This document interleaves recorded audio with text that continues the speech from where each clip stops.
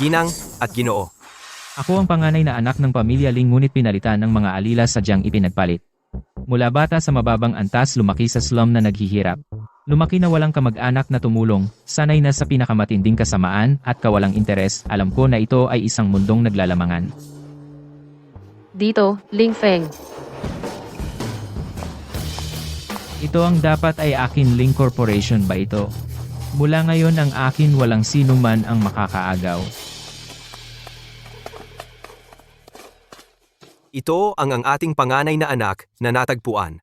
Bakit siya ay isang nagde-deliver ng pagkain? Narinig ko na ang tunay na binatang ito mula bata. Ay tamad at matakaw lahat ng kasamaan ginagawa 2 araw. Ang nakalipas, muntik na niyang ang kanyang amang nag-alaga, saksakin, hanggang mamatay.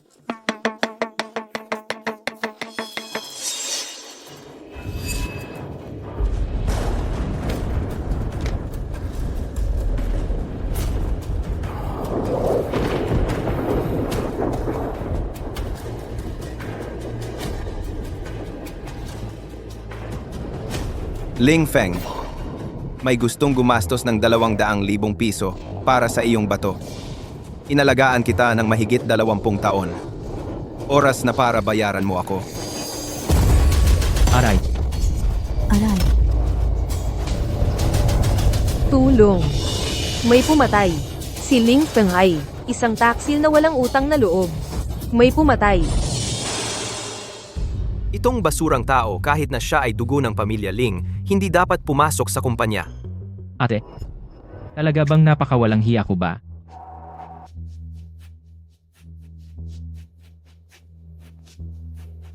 Binibini. Ang kapatid ko, ay pwede ba kayong magsalita ng walang basehan? Umalis. May tao ba? Dalhin niyo sila.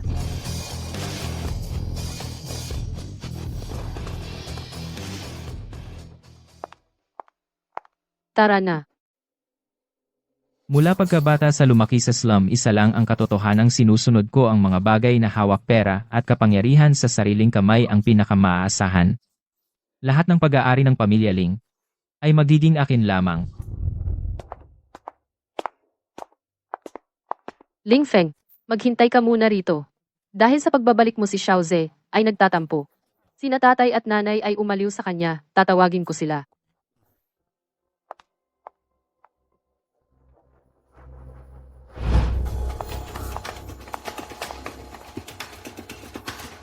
Ling Feng, makinig kang mabuti. Kahit na ikaw ang tunay kong kapatid. Ngunit si Xiaoze mula bata ay tinatawag akong ate. Sa pamilya Ling, ikaw ay laging nasa likod niya. Kung malaman ko na inaapi mo si Xiaozi, hindi na kita kikilalanin bilang kapatid. Ate, wag naman kayong ganyan. Si Kuya ang tunay na anak ng pamilya Ling. Masaya akong sumunod sa likod ni Kuya at tulungan siya. Kuya, welcome ka sa bahay.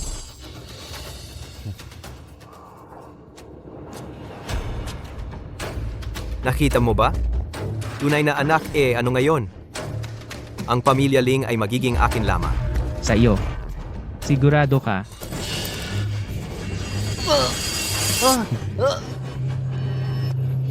Ling Feng, anong ginagawa mo? Bitawan mo si Xiaoze. Ate, ito ba ay pang-aapi? Dahil alam mong ito ay pang-aapi, bakit hindi mo pa siya bitawan? Bitawan! Xiaozi, okay ka lang? Ate anak. Ikaw ang aking anak kung tunay na si Ling Feng. anak ko. Sa loob ng maraming taon, naghirap ka. Ngayon, nakabalik ka na. Ang mga dati ay nakaraan na. Ang aking tunay na mga magulang ay may pagkakasala sa akin. Si ate ay nagmamahal sa akin ay maaaring gamitin, ngunit ang dalawa pang ate. At itong ampon, tila hindi ako gaano tinatanggap. Hindi siya naghirap, kakabalik lang, ay nangaapi na kay Xiaoze kanina. Muntik nang mabali ang daliri ni Xiaoze. Ano? Inabi si Xiaoze. Tingnan ko. Okay lang ba? Okay lang ako. Si Kuya galing lang sa probinsya? Hindi pa natututo ng asal. Naiintindihan ko. Ma, bakit niya ako tinatawag na Kuya? Hindi ba ang pamilya natin ay may isa lang na anak na lalaki? Xiao Feng, ano ba talaga ang nangyayari? Ganito po, kanina gusto niya akong makipagkamay. Kaya nakipagkamay ako. Pero nakalimutan ko araw-araw akong nagbubuhat ng 200 sako ng semento na tig 40 kilo. At nagdadala ng 3,000 laryo. Kasalanan ng lakas ng kamay ko. Nasaktan siya. Ma, hindi na mauulit. Mabuting anak, hindi mo kasalanan ito. Si Xiaoze, ang mahina. Mga ate, magkakasama kayo bilang pamilya. Ako, isang tagalabas, ay hindi bagay dito. Mauna na akong umalis. Xiaoze, Xiaoze.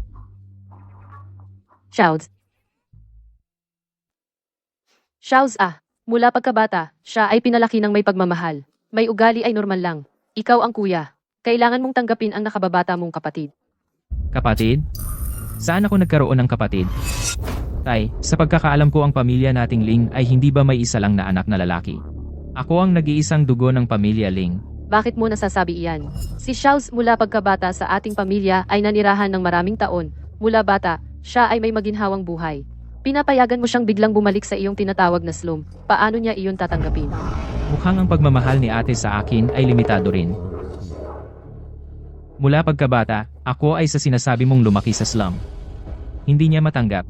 Ako naman, dapat kong tanggapin? Iba ito. Si Xiaoze ay walang alam.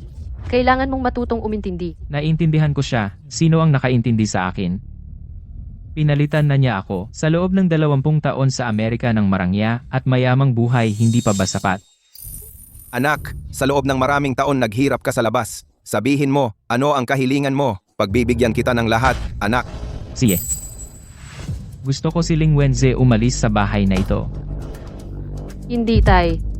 Ikaw ay mula pagkabata nakakita kay Xiaoze na lumaki. Hindi mo ba alam ang ugali niya? Kung sakaling gumawa siya ng labis na bagay, paano? Ito. Ang pamilya Ling ay hindi pa rin kayang bitawan itong ampon. Kakabalik ko lang. Kung pipilitin ng sobra, magkakaroon ng kabaliktaran.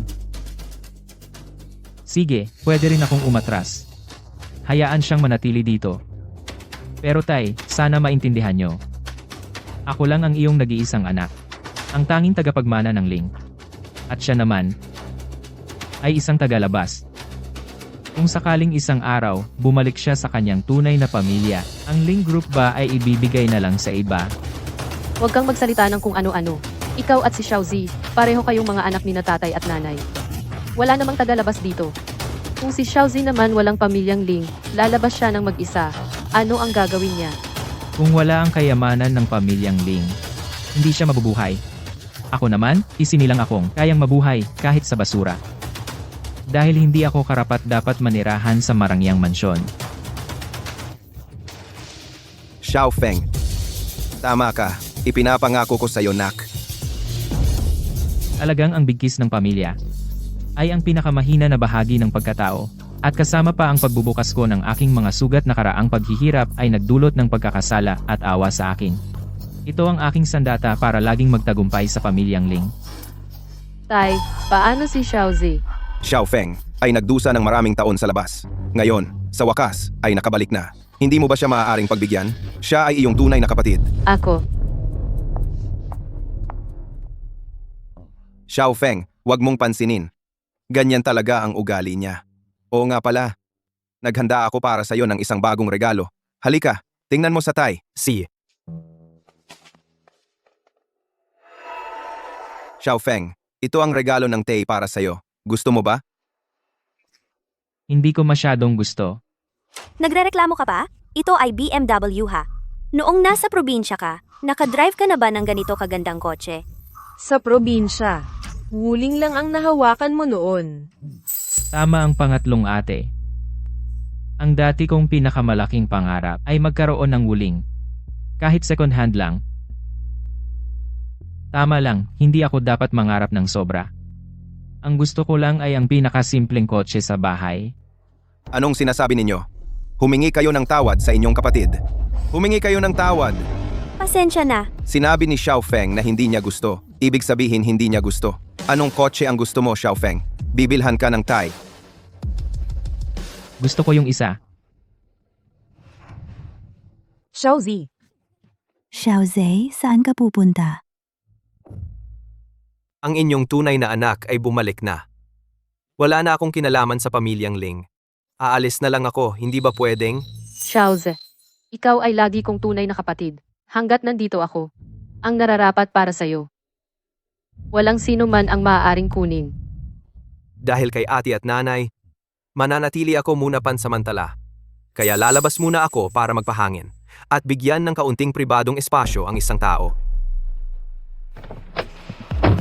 Ikaw, Bigla kong napagtanto na hindi bagay sa akin ang asul. Pwede ko bang palitan ng pula?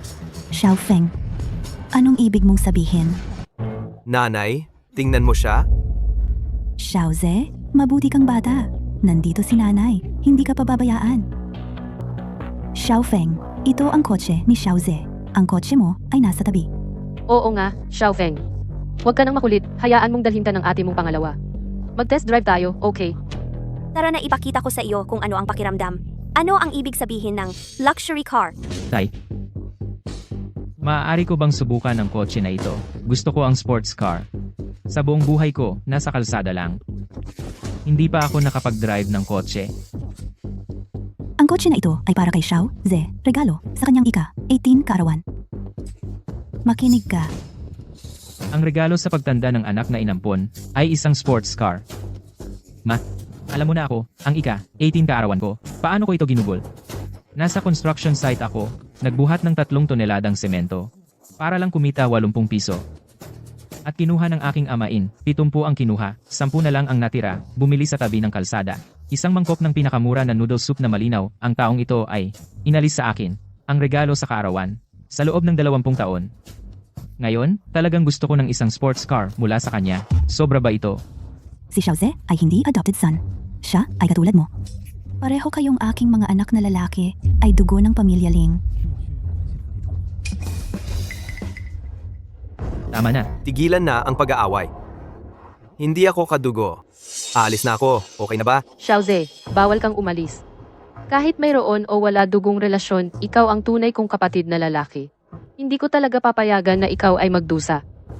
Si nanay at si ate paulit-ulit na sinasabi na ako ay tunay na anak. Ngunit sa loob ng mahigit 20 taon, namuhay siya sa dapat, sa buhay na pag-aari ko. Samantalang ako ay parang aso sa kanyang lugar na mumuhay na parang aso. Ang iyong tunay na mga magulang ay nagmamahal sa iyo. Inilipat ka sa aming pamilya. Ang aking tunay na mga magulang ay nagmamahal din sa iyo. Itinuring kang sariling anak at pinaliguan ng pagmamahal. At ako, ano naman ang nakuha ko? May tuwan, kung hindi ako muling bumalik sa pamilya Ling, hindi ko malalaman na ako ay maaari ring hindi na kailangang sa tambakan ng basura, makipag-agawan ng pagkain sa mga asong gubat, at mabuhay ng ganito kaganda. Ang aking pamilya. Para sa batang ito na hindi kabilang, sa anak ng pamilya Ling ay nagkaroon ng damdamin. Gusto siyang manatili, sige, ipinapangako ko sa iyo. Ang pamilya Ling ay malaki at mayaman. Siya pa rin ang binata ng pamilya Ling. Ngunit ngayon, bilang tunay na anak, gusto ko lamang ng isang set ng laruan na sawa na ako. Bakit sa inyong mga mata? Ang naaapi ay siya pa rin. Tama na ikaw dati ay hindi nabuhay ng maganda iyon ay hindi maiiwasan. Ngayon, bumalik ka na. Kami rin ay hahanap ng paraan para bayaran ka. Bakit kailangang patuloy na guluhin si Xiaozi? Ikaw ba gusto mo lang siyang mabuhay sa dating hirap mo? Ang iyong pag-iisip bakit napakabaluktot? Tumahimik ka. Xiao Feng, alam ni tatay na sa loob ng maraming taon, marami kang pinagdaan ng hirap. Ngayon, kahit anong gusto mo, ibibigay ni tatay sa iyo. Gusto ko mamayang gabi isakay ang kotse na ito at mamasyal, pwede ba? Pwedeng sige, susi. Kunin mo sa akin. Xiao Feng, simula ngayon sa'yo na ang kotse na ito. Xiaoze, alam ni nanay na nasasaktan ka. Isang kotse lang naman gusto niya, ibigay na lang sa kanya. Bibili si nanay ng mas maganda para sa'yo. Hindi, gusto ko ang kotse ko. Xiaoze, maging mabait ka.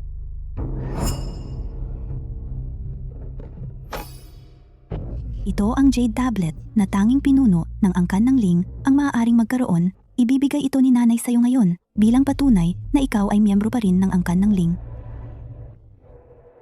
Ang mahalaga naman nito, ang mamahaling bagay na ito. Ibigay na lang kay kuya. Pagkatapos ng lahat, ang dumadaloy sa kanya ang tunay na dugo ng angkan ng Ling. Ang bait naman ni Xiaoze, pero hindi gusto ni Xiao Feng. Ikaw na lang ang magtago. Salamat nanay, Gagawin ko ang lahat para maging karapat-dapat na pinuno. Ang ganda ng jade tablet na ito. Sa buong buhay ko, ang pinakamagandang bagay na naisuot ko ay ang take-out ng mga customer. Hindi pa ako nakasuot ng ganyang kamahalan.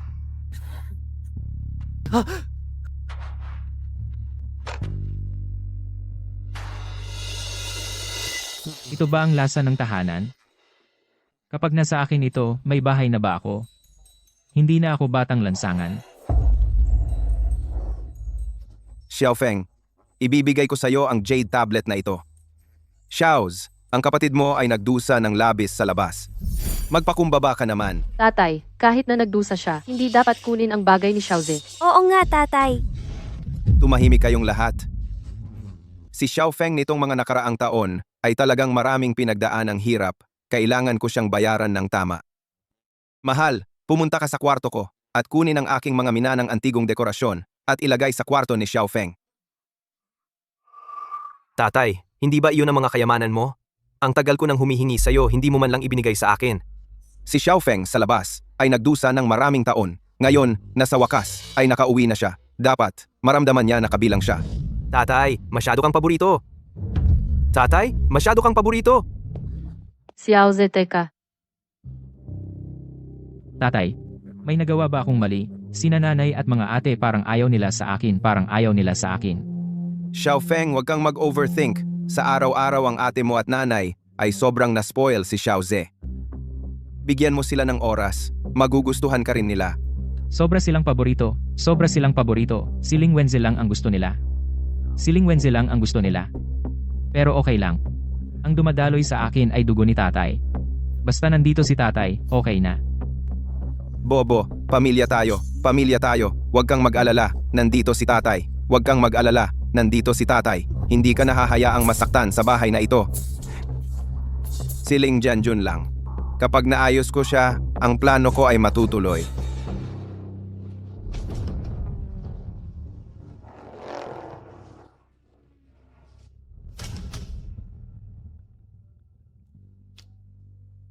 Wi, Butihin kuya. Ang pakiramdam sa angkan ng Ling, kumusta? maayos naman. Ang yaman ng angkan ng Ling ay hindi ako binigo. Mukhang may magkakaproblema. Binabalik ko lang ang mga bagay na akin.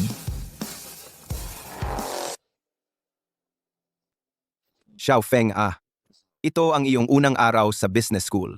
Mag-aral kang mabuti. Hintayin ko kayong dalawang magkapatid pagkatapos ninyong makapag-aral, bumalik kayo agad. Tulungan si tatay na alagaan ang negosyo ng pamilya. Tay, huwag kang mag-alala, tay. Mag-aaral talaga ako ng mabuti. Sisikapin kong mamana ang sarili nating negosyo ng pamilya. Huwag kang mag-alala, tay. Nakipag-usap na ako sa business school at sinabi na sa kanila.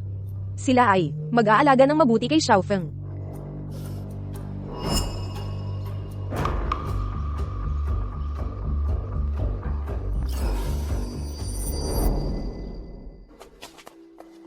Ipapakilala ko sa inyo, isang bagong lipat na estudyante, Ling Feng. Kaninong anak ito? Bakit hindi pamilyar ang mukha? Hindi ko alam. Parang hindi ko pa nakita. Wenz, sino ito? Nakita ko kayong sumakay sa iisang sasakyan. Kaibigan ba? Siya. Siya ay mga magulang ko natatakot na mabagot ako sa school espesyal na humanap para aliwin ako. Isang aso. Ha? Ang baba ng uri ng paraan.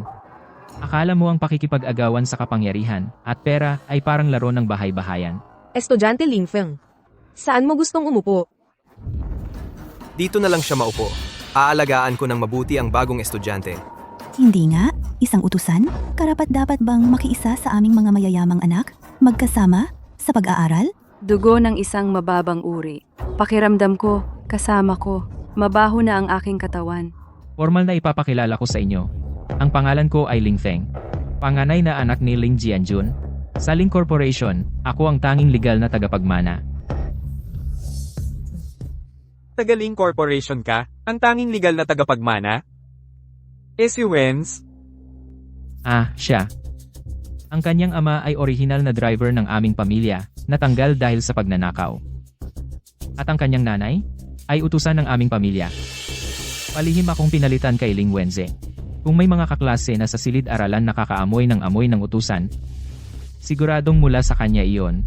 Isang driver at utusan na masama ang ugali. Si Ling Wenze ay anak nila. Kaya nga lagi kong nararamdaman na si Ling Wenzi ay kakaiba. Sa totoo lang, isa siyang hamak. Ling Feng, nagsisinungaling ka.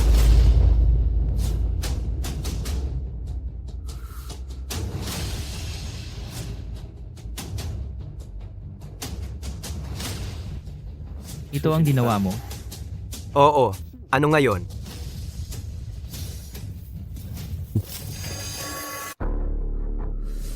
Ling Feng, ano ang ginagawa mo? Hindi ka ba natutong mag-segregate ng basura? Pinagkakatuwaan mo akong tawaging basura? Mamamatay ka! Masakit! Pakawalan mo ako. Pinapayuhan kita mas mabuting huwag kang gumawa ng mga ito mga kalokohang bastos. Kung hindi, baka ako hindi na mapigilan at patayin kita. Lahat tayo ay kaklase. Mga magiging elite sa negosyo. Huwag nating sirain ang samahan. Ayusin nyo na. Estudyante Ling Feng. Ang aking pamilya at may partnership din sa Ling Corporation. Sa akademya, kung may anumang problema, pwede kang lumapit sa akin.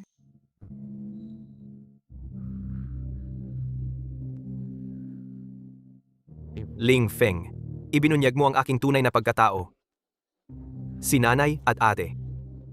Hindi ka nila patatawarin. Sinabi ko lang naman ang totoo. Kung ganito ka kagutom sa pagmamahal, pwede kang pumunta kahit kailan sa iyong tunay na ama. Ah, tama nga, maaari kitang bigyan ng address kahit kailan. Ikaw.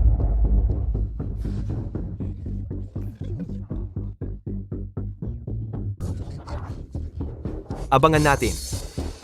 Tingnan natin kung sino ang tunay na tagapagmana ng pamilyang Ling.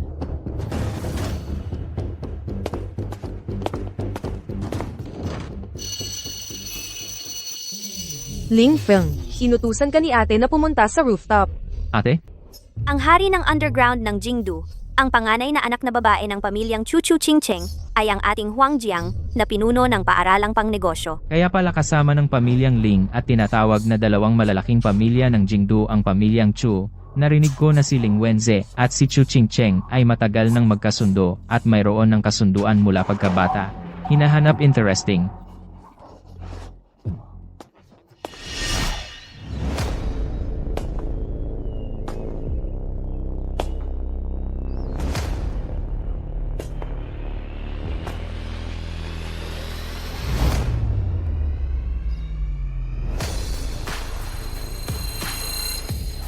Ito ba ang pakiramdam ng nakatayo sa tuktok ng piramid? Nakakalasing talaga. Dati ako ay isang daga na nagpupumilit sa imburnal ng lungsod na ito, at lahat ng ito ay dapat na pag-aari ko. Hindi ako susuko. Sino man ang humarang sa akin. Tatapakan ko ang kanyang mga buto upang magpatuloy.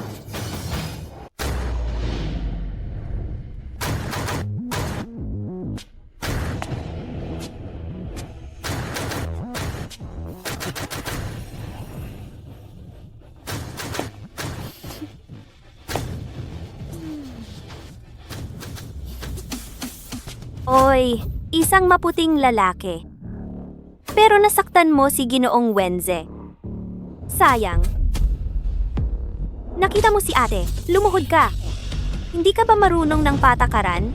Natatandaan ko na ito ay business school, hindi ito pugad ng mga tulisan. Sino ang sinasabi mong tulisan? Ling Feng, ang pagsasalita sa babae ay sobrang bastos. Lalaki ka ba? Kung lalaki ka talaga, huwag kang magtago sa likod ng babae. Ikaw, gamit ang aking pangalan nag-enjoy ng higit sa 20 taon ng kayamanan at karangyaan. Ngayon kasabwat ka pa ng mga tagalabas para apihin ako. Ang aso na inaalagaan marunong magpasalamat. Wala kang kwenta bilang lalaki, mas masahol pa sa aso. Tama na. Ling Feng, si Wenze ay pakakasalan ko na. Ang Wenze namin ay mabait at mahinahon.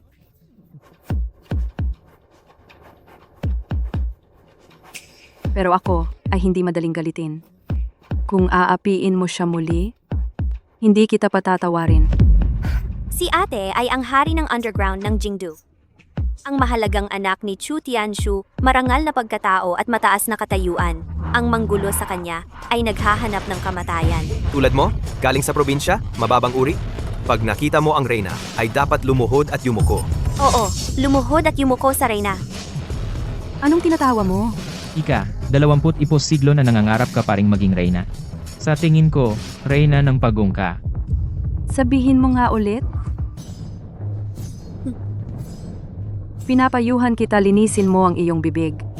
Hindi ako katulad ni Wenze na napakabait. Kung mag-aaway kayo sa amin, ingat baka saktan kita. Bitawan mo, Utusan mo ako. bitawan mo, sabi ko. Ang hinawakan mo, nakakadiri. Ling Feng, sino ka ba? Pangahas mong sabihin na kasuka ang aking Ching-Cheng? At sino ka ba para sumigaw sa akin? Ang aming Wenze ay pinalaki ng pamilya Ling, edukadong elitista. Hindi tulad mo. Mas mabuti pa siya kaysa sa isang batang kalye na lumaki sa basurahan, 100 beses. Hembe, oh. Lumaki ako sa basurahan. Pero ang dumadaloy sa aking mga ugat ay dugo ng pamilya Ling. At siya, ay isa lang manok na pumalit sa pugad ng Phoenix. Kahit gaano pa kaganda ang damit. Sa huli, isa lang siyang halimaw. Anong sinabi mo? Hemp, nasaktan ka na agad. Alam mo ba? Ang mga tulad mo, asong kalye, na may dipuro na lahi. Sa probinsya, kahit ang tae hindi ka makakakuha ng mainit. Maniwala ka ba sa akin? Ano? Ang bilis mo nakalimutan mo na ang sakit, di ba? Ang mabuting aso ay hindi humaharang sa daan. Okay ka lang ba, Wenze? Ching-Cheng, ako ba ay sobrang walang silbi?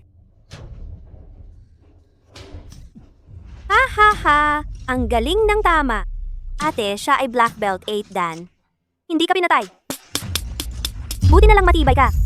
Kaya pala sinabi ni Ate Yuyaw, ingatan namin si Wenze. Noon pa niya alam, na hindi ka mabuting tao. Lumuhod ka ngayon at humingi ng tawad kay Wenzi. Para sa pamilya Ling, baka patawarin ka ng ate. Ang sampal na ito ay para lang isang maliit na leksyon. Ngayon, alam mo na ba kung paano magsalita? Anong tinatawa mo?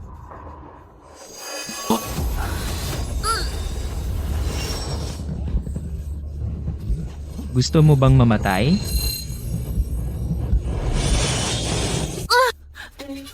Ling Feng, baliw ka ba? Bitawan mo si Ching-Cheng. Ling Feng, naglakas loob kang saktan ako. Patay ka na. Babaliin ko ang mga binti mo. Para kang aso. Luluhod sa harap ko. Ling Feng, anong gagawin mo? Kung mangahas ka, saktan kahit isang hibla ng buhok ko. Ling Feng, baliw ka ba? Bitawan mo siya. Tiyak na papatayin ka ng mga magulang ko. Huwag mo akong patayin. Mali ako. Alam kong mali ako. Akala ko talaga, reyna ka. Pero ganito lang pala.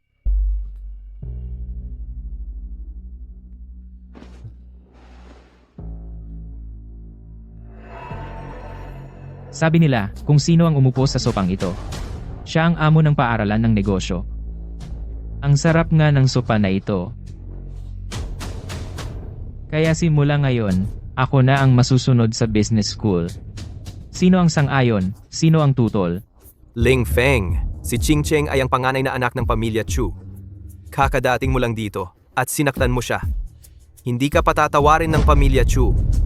Pala pumunta siya sa pamilya Ling para maghiganti sa akin. Sa tingin mo, poprotektahan ba ako ni tatay? Ang business school ay lugar para sanayin ang mga elites ng lipunan. Ang pakikipag-away, ay maaaring mapaalis sa eskwela. Kung ayaw mong sabihin ko sa dean, dapat kang humingi ng tawad kay Ching-Cheng. 3 taong gulang ka ba? Kapag natalo, susumbong siguro. Ikaw, Pero hindi mo na kailangan magsumbong. Ako na mismo ang magsasabi sa dean. Oy, dean. Sinaktan ako ni Ching-Cheng. Ano? Wala ka namang sugat, di ba? Wala. Medyo may maliit lang na sugat. Student Ling Feng, si Chu Ching-Cheng ay may espesyal na pamilya at siya ay nag-training ng martial arts mula pagkabata. Lumayo ka sa kanya. Sige, salamat dean. Pero, sinaktan ko rin siya. Ano? Sinaktan mo si Chu Ching-Cheng. Ano ang nangyari sa kanya? Wala namang malaking bagay. Medyo malapit lang. Pero mamatay na sana. Ikaw, Hing Cheng! Bilis! Umalis na tayo! Ma.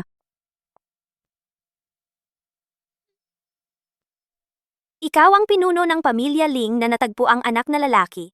Oo, ako iyon. Talagang gwapo at may dating. Kitang-kita na anak ka ng Ling. Gaano kalala ang sugat? Kailangan mo bang pumunta sa ospital? Wala. Medyo lang may kaunting dugo, medyo lumuwag din ang ngipin.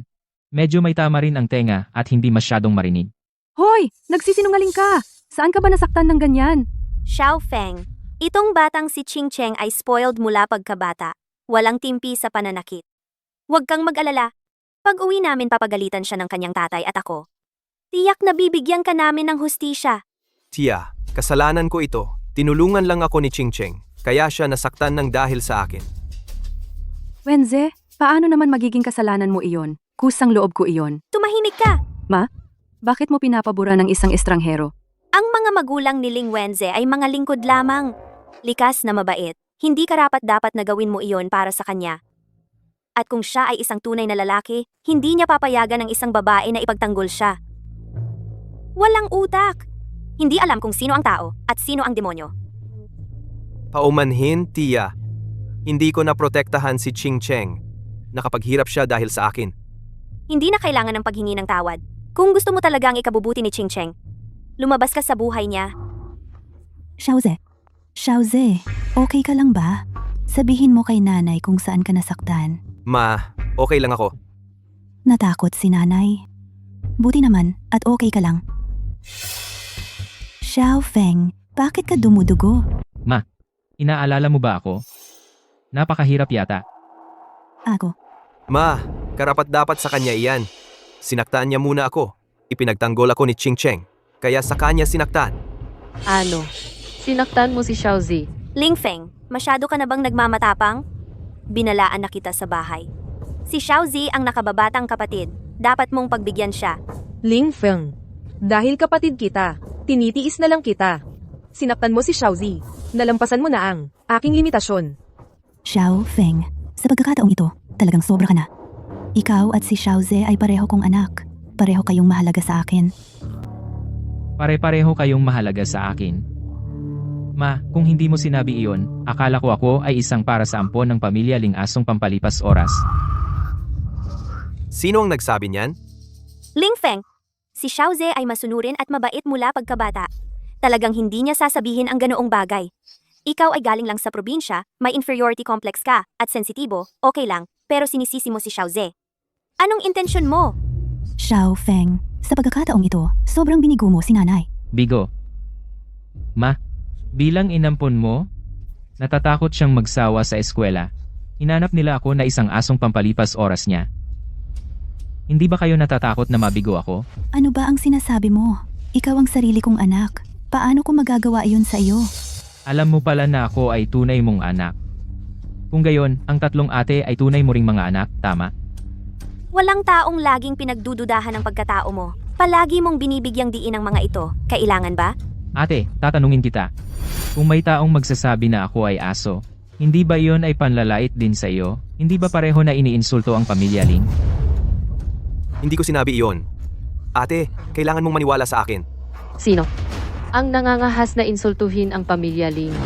Tumayo ka dito. Hayaan mo akong sabihin sa iyo. Mayroon akong video dito. Tiyak na ang ilang tao ay magiging interesado. Siya ay ang aking mga magulang natatakot na magsawa ako sa eskwela.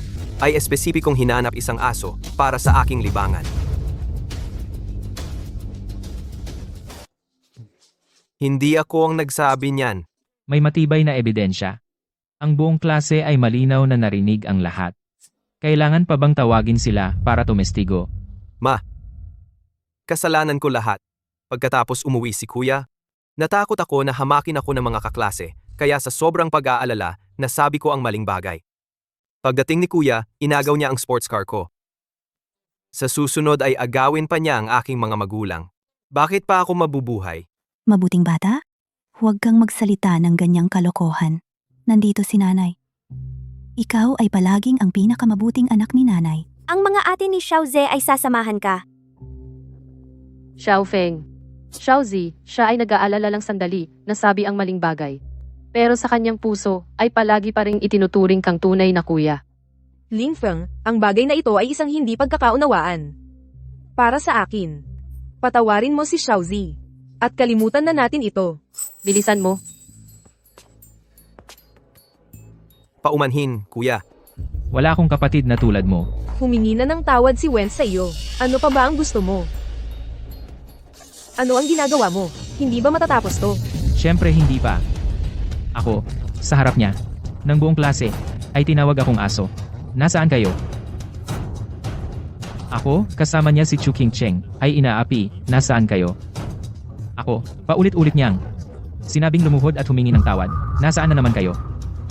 Xiaofeng, alam ni nanay na naapi ka. Tiis ka muna. Pangako ni nanay. Sa susunod, babawi ako sa iyo ng doble. Ang unang kalahati ng buhay ko, nakipag-agawan ng pagkain sa mga asong gubat, tiniis ko. Nakipag-agawan ng basurahan sa mga pulubi, tiniis ko. Ang aking ama-amahan, gustong kumuha ng isa kong bato, tiniis ko ulit. Ngayon, may pamilya na ako, di ba? Ako ay mula sa Jingdu, ang panganay ng pamilya Ling. Ang nag-iisang tagapagmana ng pamilya Ling. Ang aking kinakatawan ay ang mukha ng pamilya Ling. Bakit mo ako pinagtitiis? Xiaofeng, tumigil ka na. Kasalanan ni nanay ang lahat. Pasensya na, anak. Hindi. Sasabihin ko. Sasabihin ko sa inyo.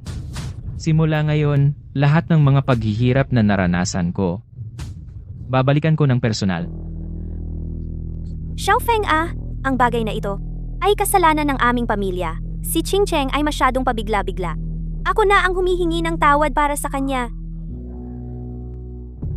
Tia Zhang, mula pagkabata hanggang ngayon, kayo ang unang tao na nagmalasakit sa akin.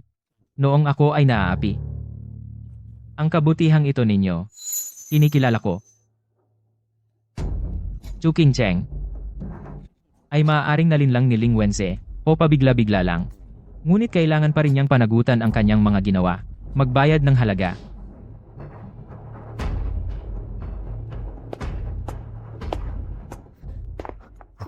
Xiaofeng, kailangan mo bang gawin ang mga bagay ng ganito kalala?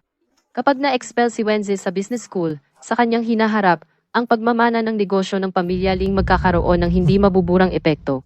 Magmana ng pamilya Ling. Kailan ako pumayag na siya ang magmana ng aking pamilya Ling? Huwag muna nating pag-usapan ito. Ang bagay na ito ngayon, talagang mali ang ginawa ni Wenze. Kung siya ay humingi ng tawad sa iyo, at hindi ka pa rin kontento, ako, bilang panganay na ate, ay hihingi rin ng tawad para sa kanya. Sige na, okay na ba to? Ate. Simula nang pumasok ako sa pamilyang ito, kayo tatlong magkakapatid, itinuring ba ninyo ako bilang inyong tunay na kapatid na lalaki? Huwag mong sabihin sa akin na si Ling Wenze naglakas loob sa harap ng maraming tao tawagin akong aso. Sa likod ay wala kayong tatlong magkakapatid na babae ang nasa likod niya. Ako ay natatakot na baka si Xiaozi ay maapi sa akademya. Hindi ko inaasahan na siya sa iyo ay magsabi ng napakasamang mga salita. Huwag kang mag-alala, pagkatapos ng bagay na ito tiyak na sasabihan ko siya ng maayos para bigyan kanya ng kasiyasyang resulta. Hindi na kailangan. Ang paliwanag na gusto ko ay kukunin ko mismo. Ling Feng, hindi ka ba pwedeng maging mas mapagbigay? Ling Yutang, hindi ikaw ako. Kung noong araw, ikaw ang pinalitan, kung ikaw sa loob ng impyerno, pagkalipas ng 20 taon, na hindi tao, hindi multo, na buhay. Baka hindi ka magiging mas mapagbigay kaysa sa akin, Ling Yutang, dahil hindi mo pinapansin ang pagmamahalan ng magkapatid at matigas ang ulo na ipagtanggol ang ampon na iyon, huwag mo akong sisihin. Kahit sino mang haharang sa harapan ko ay ako ang tatapakan, kahit na ang tunay kong ate ay hindi magiging eksepsyon. Ang business school ay isang lugar na nagpapalaki ng mga elite sa negosyo. Ang pagsasama-sama para mambuli ng mga kaklase at sakta ng iba ay napakasamang gawain. Kung hindi makuha ang kapatawaran ng kaklaseng si Ling Feng, lahat ay paalisin. Bakit kami lang ang parurusahan? Siya rin ay nanakit at muntik nang itapon si Qingcheng mula sa bubong. Sa tingin mo ba ay hindi sapat ang ginawa mong pinsala sa aking anak na si Qingcheng? Qingcheng, humingi ka ng tawad kay Xiaofeng. Nanay, Ling Feng, ako na ang humihingi ng tawad para kay Qingcheng. Lahat ng pagkakamali ay kasalanan ko lang. Ano mang galit mo, sa akin mo ibuhos. Huwag mong isali ang iba. Ganito. Luluhod ako sa iyo humingi ng tawad, okay na? Xiaoze, anong ginagawa mo? Tumayo ka, bilis. Ling Feng, lumuhod na si Xiaoze at humingi ng tawad sa iyo. Ano pa ba ang gusto mo? Kahit hindi mo bigyan ako at si nanay ng respeto. Kailangan mong bigyan. Ng respeto sa pamilya Chu. Xiaofeng, ang bagay na ito ay sapat na kalakihan. Kung palalakihin pa, paano haharapin ng tatay mo at ako ang pamilya Chu? Makinig ka kay nanay, okay na yan. Lao Chu, sabi mo ang dalawang batang ito ay talagang hindi mapakali ang loob, pero huwag kang mag-alala. Mamaya, kausapin ko si Xiao Feng tiyak na hindi ko hahayaang. Parusahan si King Cheng. Tatay, wala akong silbi. Binubuli ako ng maraming tao. Nasira ang pangalan ng pamilya Ling. Hindi ako karapat-dapat maging anak mo. Pagkaalis ko, ingatan mo ang iyong sarili. Mabuting anak, nandito si Tatay Sino ang maglalakas loob na bulihin ako. Anak ni Ling Jianjun. Pumasok ako sa business school. Dapat mag-aral ng mabuti para matulungan ka sa trabaho ng maaga, pero pagdating ko si Ling Wenze ay sa harap ng buong klase tinawag akong aso. Sabi mo dapat magkaisa ang magkapatid, tiniis ko, pero siya ay kasama pa si Chu Qingcheng at ang kanyang mga kasama, hinarang ako sa rooftop. At sinabi sa akin, Kung hindi ako luluhod at humingi ng tawad, papatayin daw nila ako. Tatay, ako ang anak mo. Kumakatawan sa dangal ng pamilya Ling, hindi ako lumuhod. Sila ay ginawa akong ganito. Nagsisinungaling ka? Ikaw talaga. Tumahimik ka. Humingi ka ng tawad kay Ling Feng. Hindi. Ang tigas ng ulo mo. Ay, Bakit ka nagagalit sa kanya, kung hindi dahil sa bastard na iyon? Kung hindi dahil kay Ling Wenze niloko si Ching Cheng, makakahalo ba siya sa gulong ito? Sa madaling salita, ang pagsuntok ni Ching Cheng ay kasalanan niya. Tungkol sa bagay na ito, bibigyan kita isang kasiyasyang paliwanag dahil sa ating dalawang pamilya, matagal na relasyon. Parang estranghero ka. Xiao Feng alam ni tatay ang paghihirap mo. Pero kaya mo bang bigyan mo ng konsiderasyon si tatay? Kalimutan na lang ang bagay na ito. Ang dalawang pamilya Ling at Chu nagtutulungan ng maraming taon, matatag ang relasyon. Kung ipipilit ko ito, magkakaroon ng kabaligtarang epekto. Mas mabuti na ibigay kay Ling Jianjun, isang pabor walang masama para sa akin. Kung ibang tao ang nagsabi, siguradong hindi ako maniniwala, pero susunod ako kay tatay, anuman sabihin mo, yun na yun. Mabuting anak. Nandito pa kayo? Para magpatuloy sa kahihiyan? Umuwi na kayo? Lao Ling. Nagdusa ang batang si Xiao Feng. Kabalikan lang niya, bilang tiyuhin. Dapat magpakita ng pagpapahalaga. Yung lupa sa East Suburb. Ibibigay na regalo kay Xiao Feng Lao Chu. Ang bait mo naman ako, na ang kumatawan kay Xiao Feng. Salamat sa iyo. Umuwi na. Sa itsura ni Ling Jianjun malamang, galing kay Chu Tianshu, maraming nakuha, pinarusahan si Ling Wenze, at binigyan ng babala si Chu Qingcheng. Sa paningin ni Ling Jianjun, nakakuha ng magandang impresyon, isang bato, 3 ibon, hindi ito talo.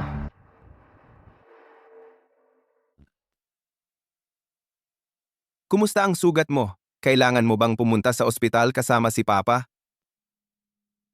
Hindi na, Papa. Yung mga bugbog noon mas mabigat pa rito. Sanay na ako. Mabuti kang anak. Nahirapan ka noon, anak. Ngayon, nandito na si Papa. Wala nang sino man ang mang-aapi sa iyo. Sapat na ang pangakong iyan, tatay. Ano yon? Mayroon ka pa bang iba pang sasabihin na hindi mo masabi kay tatay? Tatay, kapag nandito ka, siguradong walang mang-aapi sa akin. Pero sa eskwela, si Chu Qingcheng ay napakasama nila.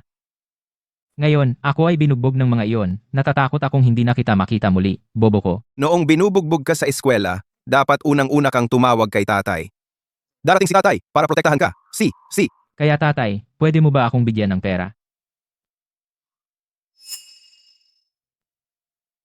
Ang cellphone ko noong binubugbog ako, nasira. Bigyan mo ako ng 500, tatay. Ay, 200 na lang. Bilhan mo ako ng peke na pwedeng tumawag. Para kapag na-miss kita, pwedeng anumang oras tumawag sa iyo. Nasira ang cellphone mo. Bakit hindi mo sinabi agad sa akin? Kasalanan ko rin, kakagaling mo lang sa ganyang lugar. Nakalimutan ko, bilhan ka ng mga ito. Xiao Wang, bilisan mo. Pupunta ako para bilhan ng anak ko ng pinakamahusay at pinakamahal na cellphone. Noong tinulungan kita mula kay Chu Tianshu makuha ang isang lupa, ngayon, ikaw ay sobrang may kasalanan. Gusto mo lang gamitin ang isang cellphone para suhulan ako. Panaginip. Tatay? Si Ling Wenze ang cellphone nila. Lahat binili mo. Sila ay mayroong sarili nilang baon. Anumang gusto nila, sila na ang bumili. Meron din ba ako? Oo naman. Ikaw ang tunay kong anak. Ang pera ko ay pera mo. Sabihin mo kung magkano ang kailangan. Sendan kita, tatay. Hindi ko alam. Magkano ang baon niya? Bigyan mo ako ng 10 milyon, pwede ba? Oo. Ay, pasensya, tatay. Hindi ko dapat ginawa ito. Si Ling Wenze mula bata sanay na sa pagiging magastos. Normal lang na malaki ang gastos niya. Ako, mula bata, hindi nakaranas ng mundo. Wala akong kailangan gastusin. Bigyan mo na lang ako ng pinakamura na kaya kang tawagan. Basta, tanggapin mo lang ako. Xiao Feng, anong sinasabi mo? Ikaw ang sarili kong anak. Ngayong umuwi ka na. Gusto kang bayaran ni tatay. Kulang pa ang panahon. Bakit naman kita itatakwil? Yung dati meron si Xiao Ze, magkakaroon ka rin yan. Ang card na ito ay may 10 milyon. Ang password ay ang iyong kaarawan. Gastusin mo kahit anong gusto mo. Gastusin mo. Salamat tatay, napakabuti mo sa akin. Ang 10 milyong ito simula pa lang ito. Hanggang sa ibigay mo ang buong pamilya Ling sa akin bago pa man, magiging isa akong masunuring anak.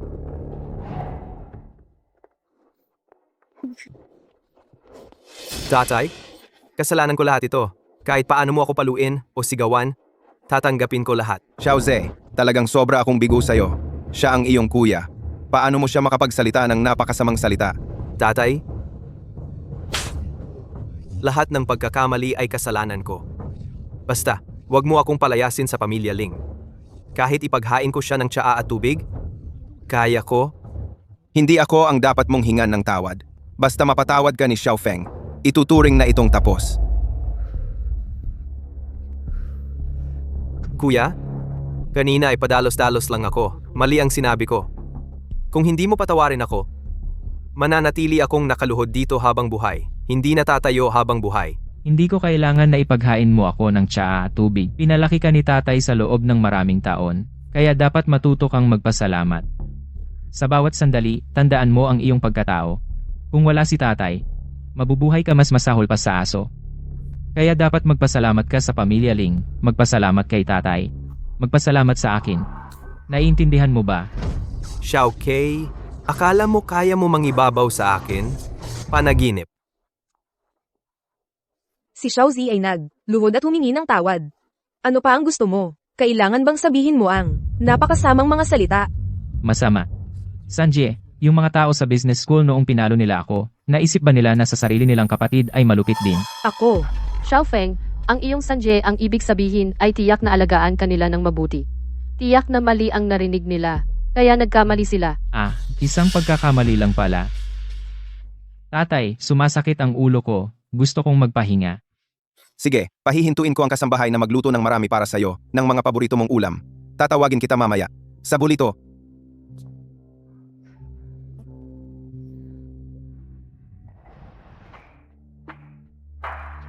$10 milyon. Si Ling Jianjun ay talagang mapagbigay.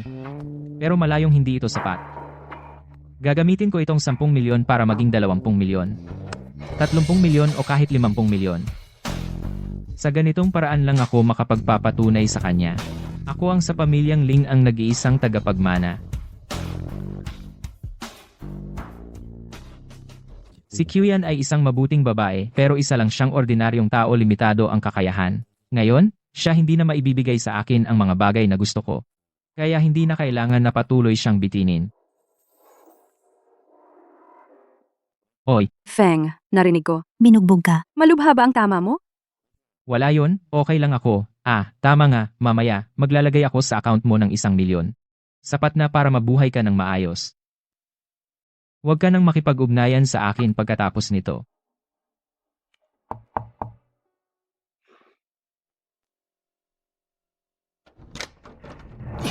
Ling Feng, hindi ba ikaw pagpasok mo sa business school, sinimulan mo nang dayain ako? Mukhang hindi ka naman masyadong tanga. Tingnan ko kung hanggang kailan ka magiging mayabang hanggang kailan. Walang camera sa bahay para magsumbong ka. Tama, sa bahay walang kamera. Isang lalaki kailangan pa umasa sa babae para kalabanin ako. Talaga namang isang tunay na walang kwenta.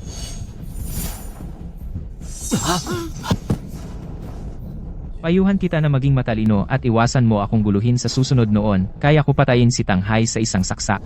Kaya rin kitang patayin sa isang saksak.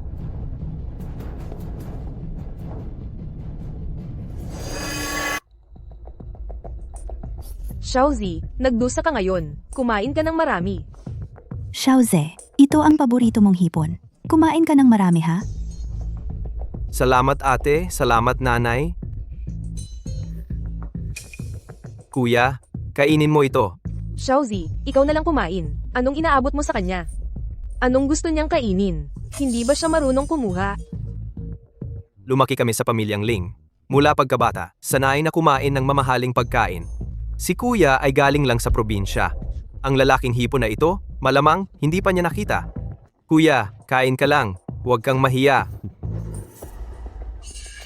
Ling Feng, Xiaozi, binigyan ka namin ng pagkain ng may magandang intensyon. Anong ibig mong sabihin? Nandidiri ako. Tama na. Ang mga nangyari dati, walang sino man ang dapat magbanggit. Pagkalipas ng 3 araw, ay isang magandang araw, ayon sa horoscope. Maghahanda ako ng isang malaking piging. Sa lahat ng maharlika at mayayaman sa Kyoto, ipapahayag ang pagkatao ni Xiao Feng. Opisyal siyang tatanggapin sa angkan. Salamat tatay. Pero pagkalipas ng 3 araw ay kaarawan ni Xiaoze.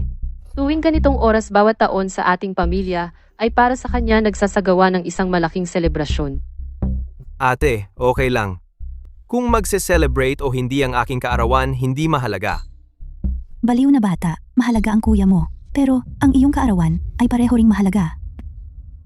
Ganito na lang, pagkalipas ng 3 araw, ang kaarawan ni Xiaoze at ang piging para kay Xiao Feng, sabay nating isagawa. Kung sasabihin kong ayaw ko, Xiao Feng, dapat maging mapagbigay ka. Hindi ka na ngayon ang taong masyadong mapag-imbot, ordinaryong mamamayan. Maliit na bagay, hinahawakan mo ng mahigpit paano ka makakasama sa ating malaking pamilya. anong mangyayari pag nakisama ako para maging maginhawa kay ate para pagtulungan ako ng mga tagalabas? Tama na. Ikaw ang ate, hindi mo ba kaya pagbigyan ang kapatid na lalaki? Kung ganoon, ang kaarawan ni Xiaoze ay itatakda rin pagkatapos ng 3 araw, sabay na idaos. Salamat tatay. Gayunpaman, may isang bagay gusto kong sabihin sa inyo ng maaga. Pagkatapos ng 3 araw, inimbitahan ko si Ji Zhang ng Tianxia Group na dumalo sa seremonya. Kayo sa araw-araw, kahit ano pa ang gawin ninyo sa bahay, wala akong pakialam. Ngunit sa harap ni Ji Zhang, huwag ninyong mawawala ang dangal ng Ling Corporation. Oo, tatay, tama kayo. Ang nangungunang negosyante sa Nan Province, ang pamilya Ling ay palaging gustong makipagtulungan sa Tianxia Group. Tama, si Ji Zhang ay pumayag sa aking imbitasyon. Yutang, ikaw ang panganay na anak na babae. Sa ating Ling Corporation ay nag-intern na ng ganito katagal. Kung maari mong kumatawan sa Ling Corporation at makuha mula kay Ji Zhang ang proyektong ito na nagkakahalaga ng bilyon, kung gayon ikaw ang magiging pangkalahatang tagapamahala ng Ling. Tatay, huwag kayong mag-alala. Hindi ko kayo bibiguin. Ate, congratulations! Oo nga ate, kahanga-hanga. Sama-sama nating toast si ate. Oy, Xiao Feng. Bakit hindi ka umiinom? Si Ling Feng mula pagkabata ay lumaki sa ilalim ng lipunan. Malamang kahit ang Ling Corporation, ang kahalagahan ng pangkalahatang tagapamahala ay hindi niya alam. Ang pangkalahatang tagapamahala ng Ling Corporation ay maliban kay tatay ang may pinakamalaking kapangyarihan. Sa taunang dibidendo ng shares ay hindi bababa sa 100 milyon. Sa kanya na probinsyano, bakit pa sasabihin ang mga ito? Tara, uminom tayo, para sa pagsulong ni ate. Tatay? Pagkatapos ng 3 araw, kung kaya ko makuha ang pakikipagtulungan ng Tianxia Group, ako ba ay maaari ring maging pangkalahatang tagapamahala? Tama. Kung kaya mo makuha ang pakikipagtulungan ni Ji Zhang, kung gayon ikaw ay pangkalahatang tagapamahala ng Ling.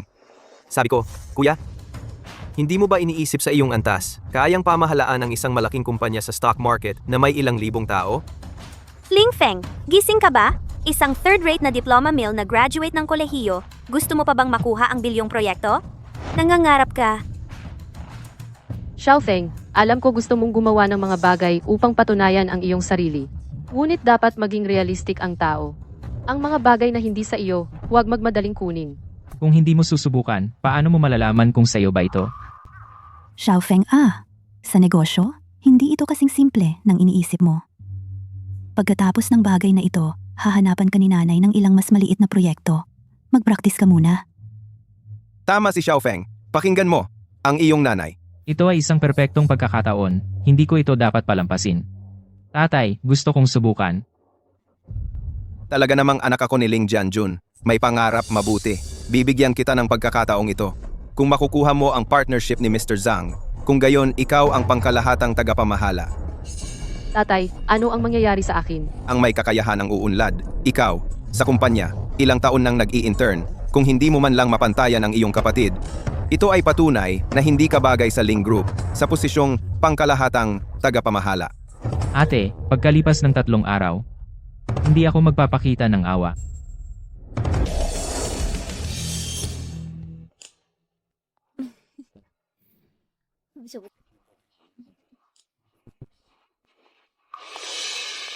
Xiaoze. Ngayon ang birthday mo, ang iyong pangalawang ate at pangatlong ate, pinabili ako na sabay ibigay ang regalo sa iyo. Maligayang kaarawan. Wow! Ito ay Rolex. Ang Global Limited Edition ngayong taon, halaga ay 20 milyon pesos. Wenze, sobrang inggit ko sa iyo. Ang iba, may isang ate na nagmamahal sa kanila ay, sapat na. Tingnan mo ang 3 mong ate. Lahat ay sobrang nagmamahal sa iyo. Napakasaya mo. Salamat ate. Gustong gusto ko ito. Baliw na kapatid. Basta gusto mo, kahit ano pa iyan, bibilhin ni ate para sa iyo. Ang pamilya ni President Ling ay nagkakaisa. Talagang nakakainggit. Hindi naman. Pasensya na, Mr. Zhang. Napahiya kami. Kung ang isang tao hindi man lang mapangasiwaan ng pamilya, paano mo mapagkakatiwalaan na kaya niyang patakbuhin ang isang kumpanya? President Ling, gusto ko ang atmosphere ng inyong pamilya.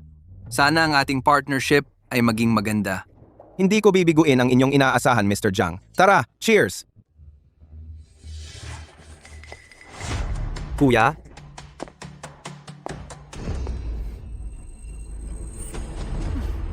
Ito ba ay ang bagong natagpuang binata ng pamilyang Ling? Kahit sa malayo, naaamoy ko na ang pangit na amoy. huwag mong sabihin iyan. Ang pagtitipon ngayon ay espesyal na para sa aking kuya. Ate Yutang, birthday ni Xiaoze, binigyan mo siya ng isang Global Limited Edition na relo. Ang tunay na kapatid na lalaki ay umuwi. Wala ka bang ibibigay? Imposible yan. Ang regalong ito ay pinili ko ng maigi. Higit pa sa halaga nito. Ling Feng, ito si ate regalo para sa iyo. Salamat, ate. Kuya, ito ay noong bumalik ka sa pamilya Ling, ang unang regalong natanggap mo. Hindi mo ba bubuksan para makita namin? Tiyak na mahalaga ito, di ba? Lubed. Anong luxury brand ito? Bagong produkto na inilabas. May espesyal bang kahulugan? Hindi naman mukhang ganoon. Baka may gintong sinulid sa loob. Kuya, ang regalong ito, pero ang mga ate mo, iniisip nila na baka na mismo ang bahay. Bumili sa iyong probinsya para sa iyo. Pamilyar ba ang lubid na ito? Tama. Ito ay mula sa puno sa inyong probinsya, ang lubid na ginamit para bitin ka noong bata ka.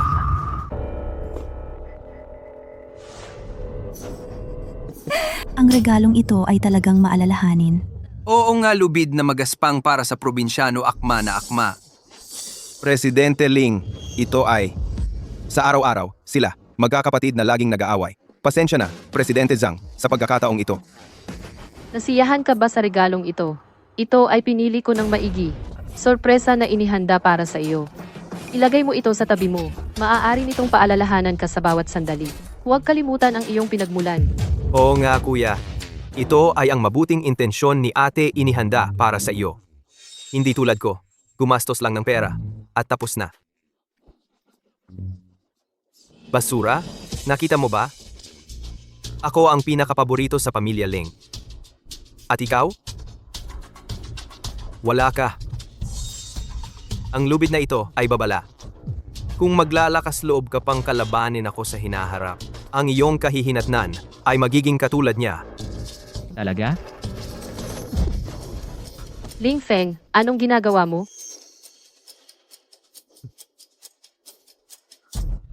Hindi ko sinisisi si kuya.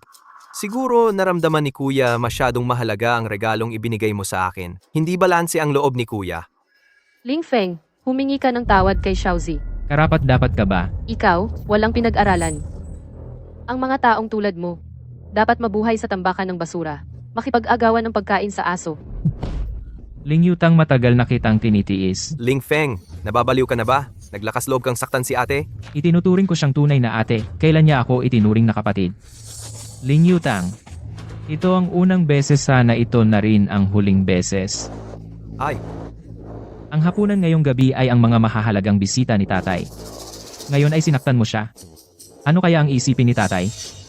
Ikaw ang unang sumuntok. Iba yan. Galing ako sa probinsya. Normal lang na hindi alam ang rules. Pero ikaw ay mula sa pamilyang Ling, ang binibining pinalaki ng may kayamanan at edukasyon. Ikaw. Sige, uuwi na tayo at doon na lang tayo mag-usap. Mr. Zhang, ito ba ang iyong maingat na piniling tagapagmana? Kung si Miss Ling ang mamahala sa project natin, ang partnership natin ay kailangan ko pang pag-isipan. Mr. Zhang, nagkakamali kayo. Pakinggan ninyo muna ako. Ang ate ko at ang bunso ay nagkamali ng kilos. Nasira ang mood ng lahat. Dito ako at sa ngalan nila, sa inyong lahat ay taos pusong humihingi ng tawad. Mahinahon at tahimik, magalang at may tamang asal. Ito ang dapat na tagapagmana ng pamilyang Ling. Ganyan dapat ang itsura. Kung ikukumpara, ang dalawa mong anak.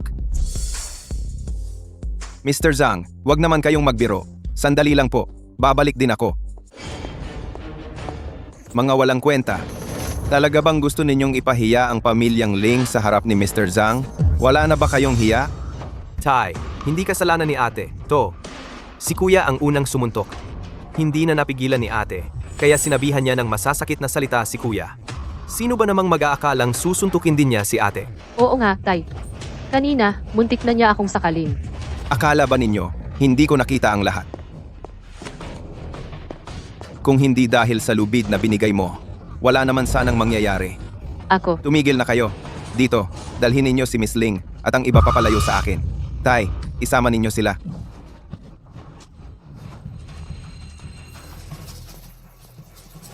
Xiao Feng, pinagtiisan ka namin. Tay, okay lang ako. Buti naman, kanina pinuri ka ni Mr. Zhang. Magaling daw ang ginawa mo. Halika, ipapakilala kita. Ito si Mr. Zhang ng Tianxia Group. Mr. Zhang, ito ang aking tunay na anak, si Ling Feng. Tito Zhang, ikaw ba yan? Kilala ako ni Ginoong Ling?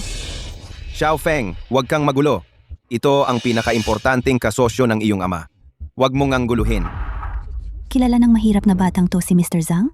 Hindi naman siguro. Parang talagang close sila ni Mr. Zhang. Tito Zhang, 5 taon na ang nakalipas. Pumunta ba kayo sa Tangjia Town sa kanlurang bahagi ng Nan Province? Paano mo nalaman?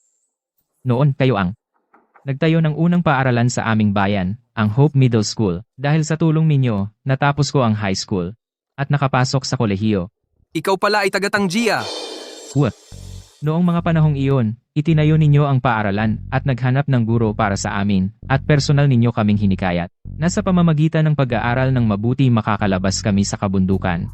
Kung wala kayo, wala ako sa kinatatayuan ko ngayon. Ngunit noong panahong iyon, ang aking mga magulang na umampon ay hindi ako pinapayagang mag-aral. Binigyan ninyo ako ng 5,000 piso kaya nakapasok ako sa kolehiyo. Tio Zhang, sa ngalan ng bayan ng Tangjia ng lahat ng mga batang hindi kayang pumasok sa paaralan. Nagpapasalamat ako sa inyo kung wala kayo. Wala kami sa aming kinatatkayuan ngayon. Tio Zhang, maraming salamat po. Bumangon ka na. Ang layunin noong itinatag namin ang Shiwang School ay para magkaroon ng mas maraming tulad mo na mga bata na makakalabas sa kabundukan at makapagpasiya para sa kanilang sariling kapalaran. Ngayong nakikita ko kung sino ka na mas lalo akong nakatitiyak na tama ang aking ginawa noon. Si Xiao Feng, mula pa noong bata siya, ay nakaranas ng maraming hirap. Kaya naman mas sipag siya kaysa sa iba. Ngayon, pumapasok siya sa business school. Araw-araw, siya ang pinakamaagang dumarating at pinakahuliring umaalis. Minsan sa gabi nakikita ko pa siyang nag-aaral ng mabuti sa kanyang silid. Binabati kita, Jiling. Sabi nga, tulad ng ama, tulad ng anak. G, Ling, may magmamana sa inyo. Talagang karapat-dapat na tunay na binata ng pamilya Ling kumikilos ng may tamang asal. Ang pamilya Ling, sa kanyang mga kamay lamang, mas lalo pang uunlad. Tama. Ang ampon ng pamilya Ling sa kanyang mga gene ay may mababang pagkatao. Hindi karapat-dapat sa mga marangyang lugar. Kahit na pinalaki ng maingat ng pamilya Ling sa loob ng maraming taon, hindi man lang marunong umintindi ng okasyon. Nagtatantrums lang. Kaya hindi siya karapat-dapat na manatili sa pamilya Ling. Tio Zhang, may regalo po ako na gusto kong ibigay sa inyo. Anong regalo?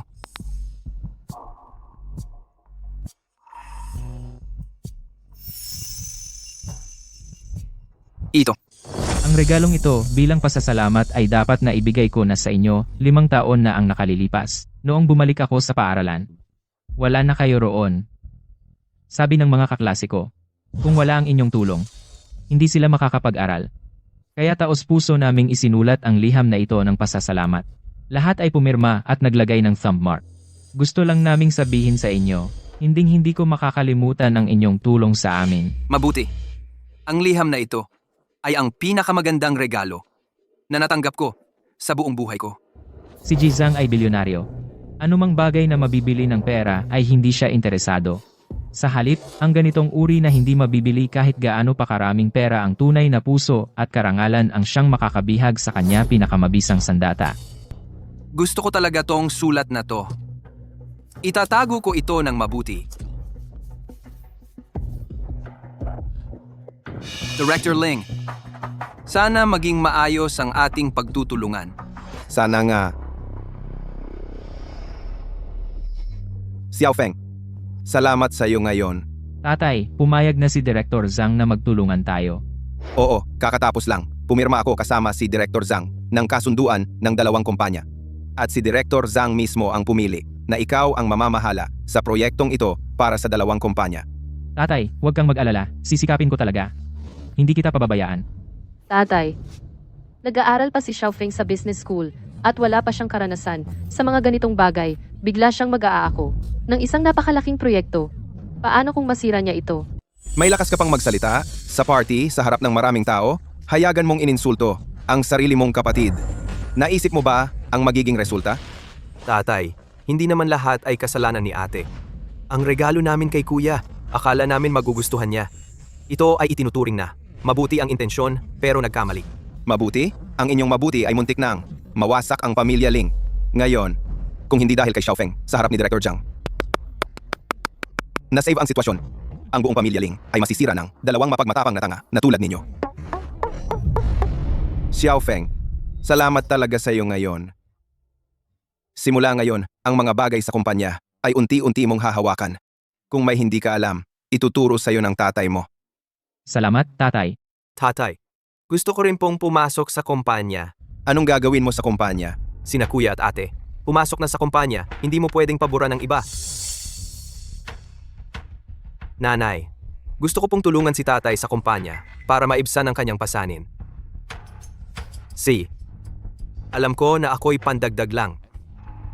Ngayon, muntik ko nang masira ang proyekto ni tatay. Aalis na lang ako, okay? Chaos, tumigil ka nga.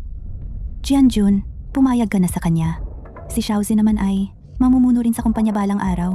Hayaan mo siyang mag-ensayo ng maaga. Si Yananga. Pero babalaan kita, kapag nasa kumpanya ka na, huwag kang gagawa ng gulo. Kung may hindi ka alam, matuto ka kay Xiaofeng. Opo, tatay. Tiyak na matututo ako kay kuya. Nang marami. Sige, gabi na. Magpahinga na tayong lahat.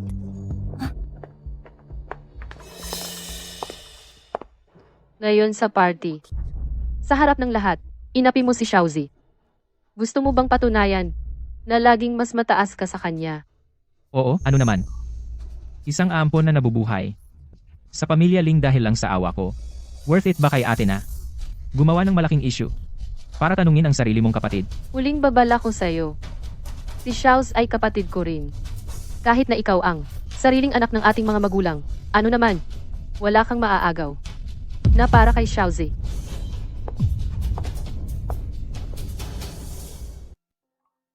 Salamat sa pagbibigay mo sa akin ng impormasyon at regalo. Nasiyahan si Director Zhang.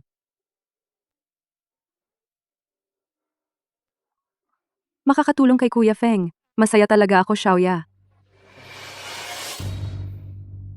Si Qian ay isang mabuting babae. Pero ang mundo ng mayayaman ay malalim. Kahit isang pagkakamali ay pwedeng magdulot ng kapahamakan. Marami na akong utang na loob sa kanya. Sa hinaharap, mas mabuti nang huwag na siyang isali. Ginoong Panganay, ito ang appointment bilang punong tagapamahala ng grupo. Pagkatapos mong pumirma, pagkatapos mong graduate sa business school, maaari mo nang agad na gampanan bilang pangkalahatang tagapamahala ng Ling Group.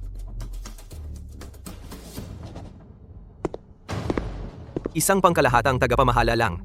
Nagpapalaki ng ulo mo. Asong kalye ka pa rin. Wala kang alam sa mundo. Bobo, Anong sinabi mo? ang asong kumakagat ay hindi tumatahol. At ikaw, marunong lang tumahol. Walang kwenta. Pinagmumura mo akong aso? Ang tawagin kang aso ay pagmamalaki pa sa'yo. Payo ko sa'yo, bago pa ako magalit. Mas mabuting lumabas ka na sa aking paningin. Kung hindi, ikaw na ang bahala sa kahihinatnan. Ikaw, Ano bang pinag-uusapan niyong magkapatid? nanay. Kausap ko si kuya. Tungkol sa negosyo. Diba kuya? Kuya? Kayo magkapatid. Napakamaayos. Tuwang-tuwa ako.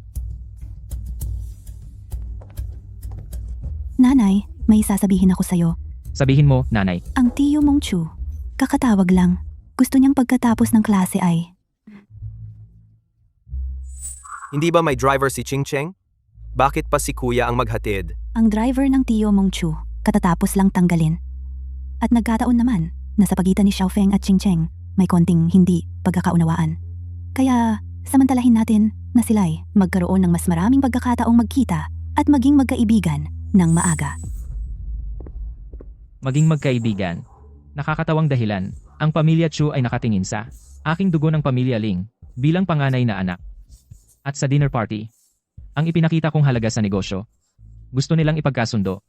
Ako at si Chu Qingcheng. Ling Feng, sinasabi ko sa'yo, hindi ako maaaring pakasalan ka. Wala ka ng pag-asa. Kami ni Ching Cheng mula pagkabata ay magkasintahan mula pagkabata. Ang mahal niya ay ako at hindi ko rin papayagan. Naalisin mo siya sa tabi ko. Ang kasal sa mayayamang pamilya ay palaging desisyon ng mga nakatatanda pagkatapos timbangin ang mga kalamangan at kahinaan. Ginagawang desisyon. Anong silbi ng sabihin niyo sa akin? Nagpapakunwari ka pa. Hindi ka naman ginagamit si Tio Ling bilang tunay na anak. Pamimilit. Kung hindi, paano naman tatay ko? Papayag na maghiwalay kami ni Xiaoze? Alam mo pala, na ako lang ang tanging tagapagmana ng pamilya Ling. Ang ating dalawang pamilya ay matagal nang magkaibigan. Para sa isang ampon na hindi karapat-dapat makipag-away sa akin. Sulit ba? Ikaw, Xiaoze. Huwag kang maniwala sa kanya. Sa buong buhay ko, hindi ako pakakasalan siya. Ang taong pinakamamahal ko. Ikaw lang. Ching Cheng,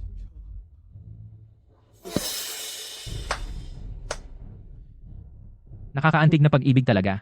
Pero, kayong dalawa sa harap ko. Anong silbi ng pag-arte? Kaya nyo bang kumbinsihin ang mga magulang nyo? Napakasalan mo si Ling Wenze na ampon na ito. At maging mahirap at magdusa kasama siya habang buhay. Wala kang dapat ipag-alala.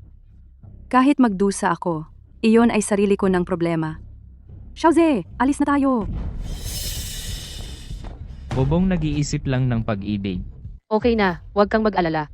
Huwag dahil sa ganitong bagay. Magagalit ka. Kalokohan. Ang kasal ay isang malaking bagay. Ay hindi basta-basta gusto nyo lang. Kung ano ang gusto nyo, si Chu Tianshu mismo ang tumawag sa akin. Sinasabi na si Chu Qingcheng ay dapat pakasalan si Ling Feng. tatay, kami ni Ching Cheng ay magkasintahan mula pagkabata. Kung may sisihin, ikaw lang, ang sarili mo. Ang sisihin, ang sarili mong kawalan ng silbi. Nagalit sa pamilya Chu. Wala akong pakialam. Gusto kong pakasalan si Ching Cheng. Kung hindi ko mapapakasalan si Ching Cheng, lalayas ako. Hindi na ako babalik. Huwag kang magsalita ng ganyan, anak. Tatay, si Xiaozi at si Ching Cheng ay magkaibigan mula pagkabata. Nakikita mo naman, ang relasyon nila, paano masisira ng basta-basta. Ano ba ang magagawa ko? Sabihin mo sa akin, paano ko sasabihin kay Chu Tianshu at Xiaofeng Ipaliwanag, palagi kong itinuturing si Xiaoze na parang sarili kong anak. Kahit pakasalan ni Ching Cheng, si Xiaoze, ang dapat sa kanila ay hindi mababawasan kahit kaunti. Tungkol naman kay Xiaofeng. Ay Xiaofeng, may sasabihin si nanay sa'yo. Kuya, sina tatay at nanay ay pumayag na ipakasal si Ching Cheng sa akin. Tiyak na matutuwa ka para sa akin, di ba? Xiaofeng ah? Sina Xiaoze at Ching Cheng. Ang ganda-ganda ng kanilang relasyon. Si Teochu at ang mga ito ay maaaring hindi isaalang-alang ang kinabukasan ng anak. Ngunit hindi natin pwedeng hindi isaalang-alang ang iyong kaligayahan. Ganito, ipinapangako ni nanay na pagkatapos mong graduate, hahanap ako ng mas mabuting kasintahan para sa'yo, ayos ba? Kaya, kuya, mas mabuting makinig ka kay nanay. Hindi bagay sa'yo si Ching Cheng. Ling Feng, si Ching Cheng ay panganay na dalaga ng pamilya Chu. Mula pagkabata, siya ay pinalaki bilang isang aristokrata at sosyalita.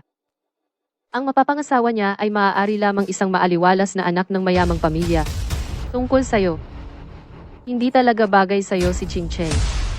Sa tingin ko rin, si Chu Ching Cheng ay hindi karapat-dapat sa akin. Ngunit para sa pamilya Ling at ang pagkakaibigan ng pamilya Chu, maaari ko siyang pakasalan.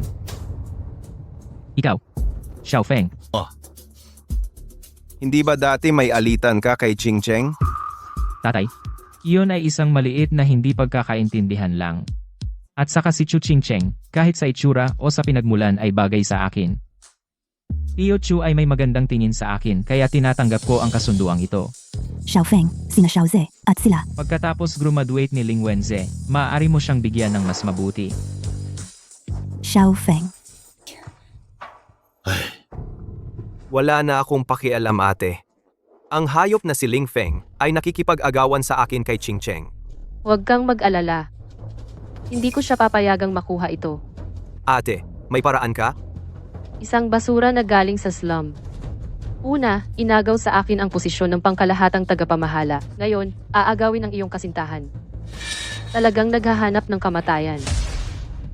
Ling Feng, dahil ayaw mong makisama. Huwag kang magalit kung ako'y hindi magiging magalang.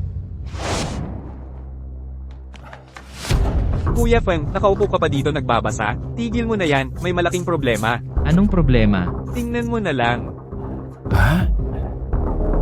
Kuya Feng, huwag kang mag-alala. Nag-utos na ako sa mga tao na linisin ito. Hindi na kailangan. Hindi ba ito maganda? Hanggat ako ay ang binatang Panginoon ng pamilya Ling, kahit wala si Chu Ching Cheng, ang mga Ling ay patuloy na magpapakilala sa akin ng iba. Kung gayon, bakit hindi ko gamitin ang kamay ni Ling Wenze para palakihin ang gulo? Ito ay makakaiwas sa akin sa maraming problema. Ngunit, Ngunit sasabihin mo bang ang reputasyon ay ilang sentimo lang bago makuha ang lahat ng pag-aari ng pamilya Ling? Ayaw ko pang pumasok sa libingan ng kasal ng maaga. Nakita ko ang flyer. Wala ka bang magiging problema? Bakit naman? Sila ang may problema. Xiaofeng, ano ang ibig sabihin ng mga larawang ito? Tatay, dati siyang kaklase ko, at hindi rin maganda ang kalagayan ng pamilya niya, nagkatrabaho kami dati. Mabuti naman. Xiaofeng. Ngayon ikaw na ang binata ng pamilyang Ling, at ikaw din ang napiling manugang ng pamilyang Chu. Alam mo ang iyong pagkatao, Huwag kang mag-alala, tatay. Alam ko kung ano ang dapat kong gawin. Kaya ang bagay na ito, tatay, ako na ang bahala para malinis ito. Huli to.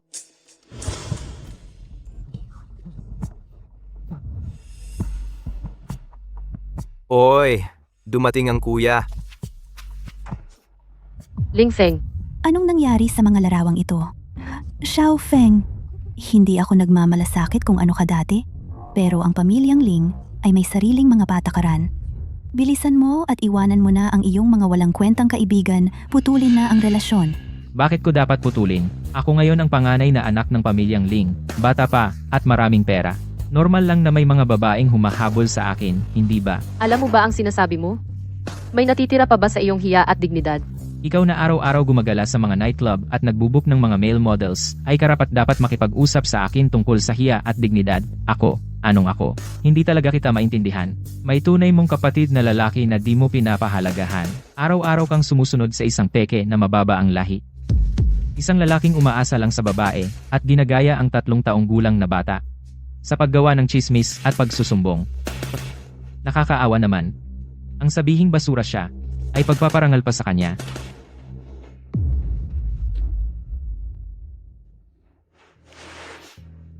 Ma, wala po. Si kuya ang nagbintang sa akin at kay ate. Xiaozi, huwag kang mag-alala. Nandito si ate. Talagang hindi ka papayagang mapahiya. Kuya Feng, May magandang babae sa labas na naghahanap sa'yo. Mukhang yung babae sa flyer.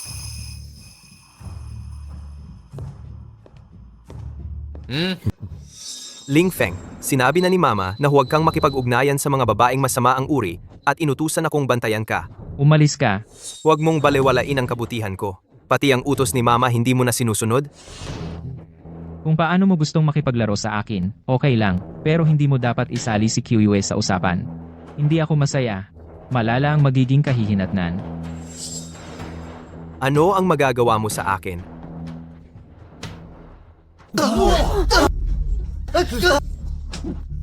Ling Feng, bakit ka nananakit ng tao?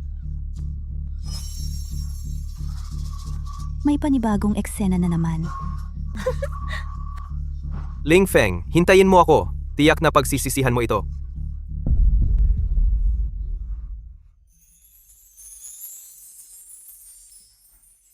Kuya Feng. Kyuyue, bakit ka nandito?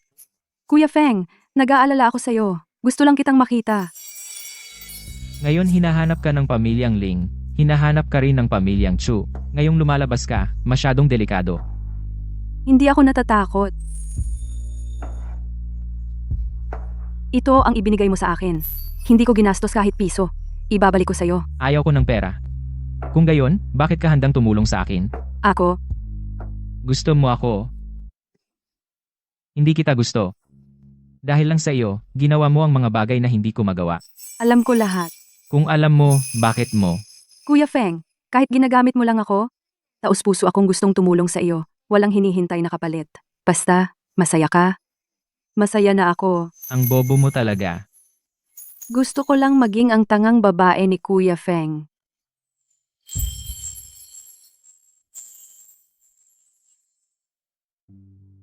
Umuwi ka na muna.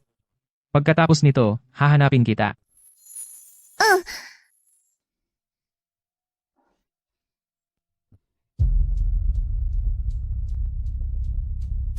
Ling Feng, ikaw ba'y kasama na naman ang babaeng iyon? Si Tito Chumo ay nagsumbong sa akin. Bumalik ka agad.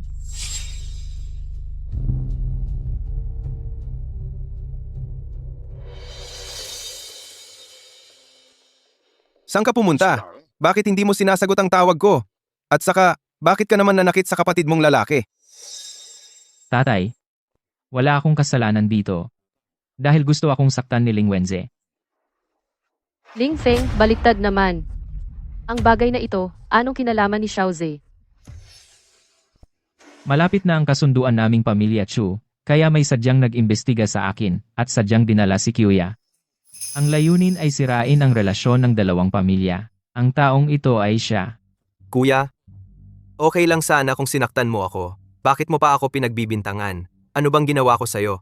Ling Feng, sobra ka na. Humingi ka ng tawad kay Xiaozi. Hindi ako ang dapat humingi ng tawad. Tama na, tumigil kayong lahat. Tatay, may ebidensya ako.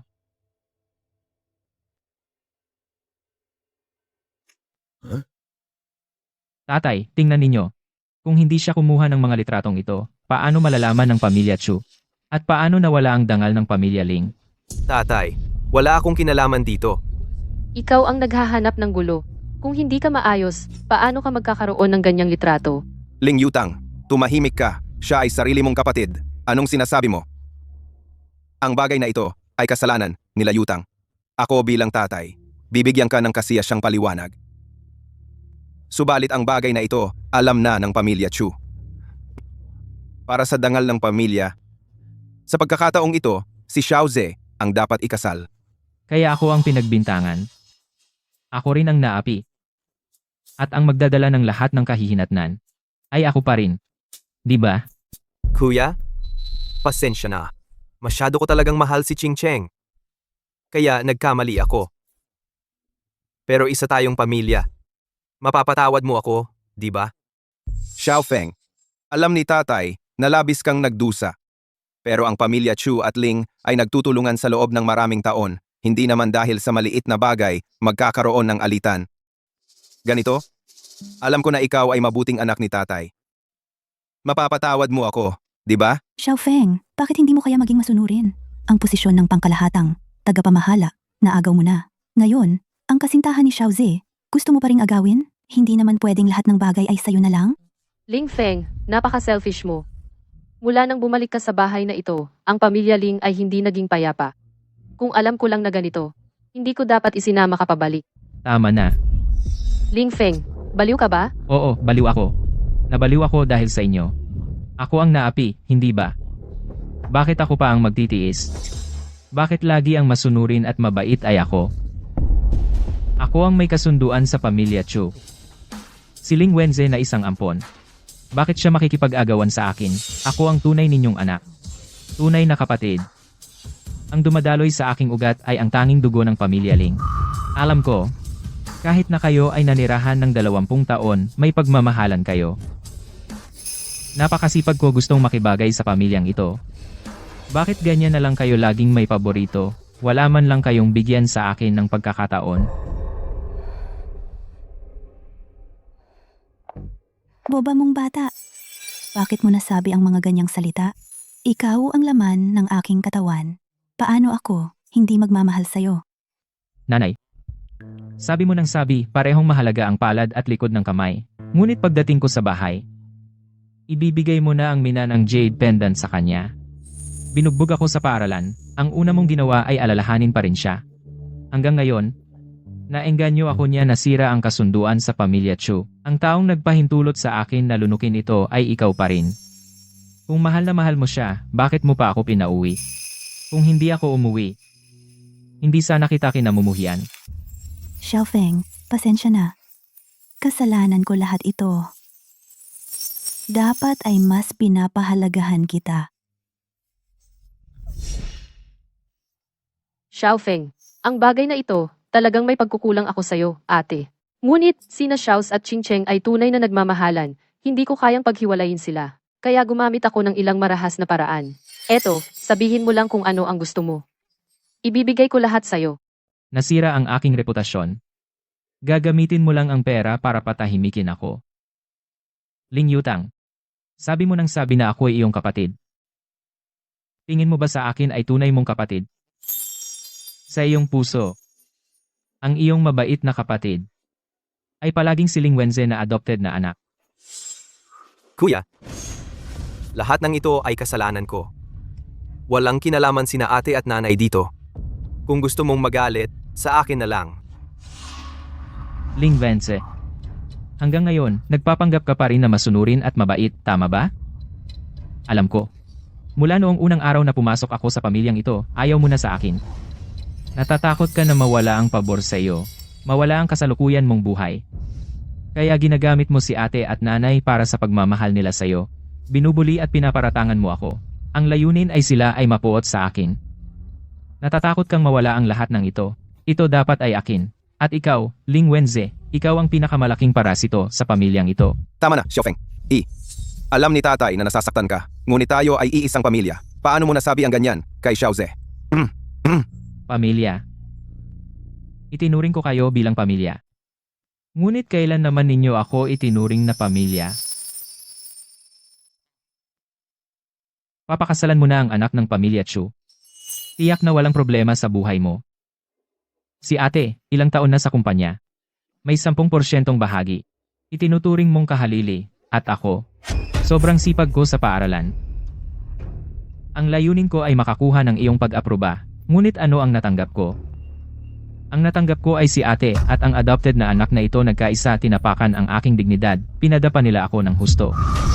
At kayo? Dapat sana protektahan ako ng aking mga magulang. Pero pinipilit lang nila akong magtiis. Sinasabi ko sa inyo, hindi na ako magtitiis. Lahat ng pang-aapi na naranasan ko, ibabalik ko ng libu-libong beses. Xiaofeng, alam ko anak na nasasaktan ka. Sige, ang partnership sa Tianxia Group ay ikaw na ang bahala. At saka, hindi ba lagi kang naiinggit sa ate mo na may shares sa kumpanya? Ganito, bibigyan din kita ng 10% ng shares ng kumpanya. Papa, pakalmahin mo ang sarili mo. 10% na shares. Kasama ang pagiging pangkalahatang tagapamahala sa board of directors ng kumpanya ay may ganap na kapangyarihan sa desisyon. Paano mo basta-basta ibibigay sa iba? Anong ibig mong sabihin na basta-basta? Si Xiao Feng ay anak ko rin. Hindi lang sa kanya ibibigay ang 10% na shares. Kung gusto ko, ibibigay ko ang buong Ling Corporation. Ibibigay ko rin sa kanya. Papa, salamat po. Pero hindi ko gusto ang mga ito. Ang gusto ko lang ay sina tatay at nanay na mahalin ako nang higit pa sapat na yon. Bobo mong bata ka. Ikaw ang pinakamamahal naming anak. Sige, itong bagay na ito ay hanggang dito na lang. Magpahinga na tayong lahat. Perpekto ang plano ko, pero bakit ang gago na si Ling Feng ay hindi nakatanggap ng anumang parusa?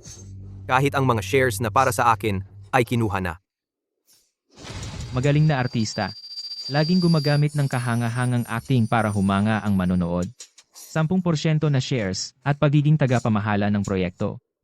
At para tanggalin si Chu Ching Cheng na pabigat na hadlang, satisfied ako sa nakuha ko ngayon.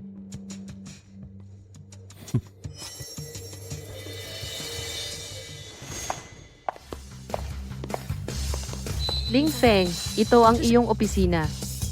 Tingnan mo, satisfied ka ba?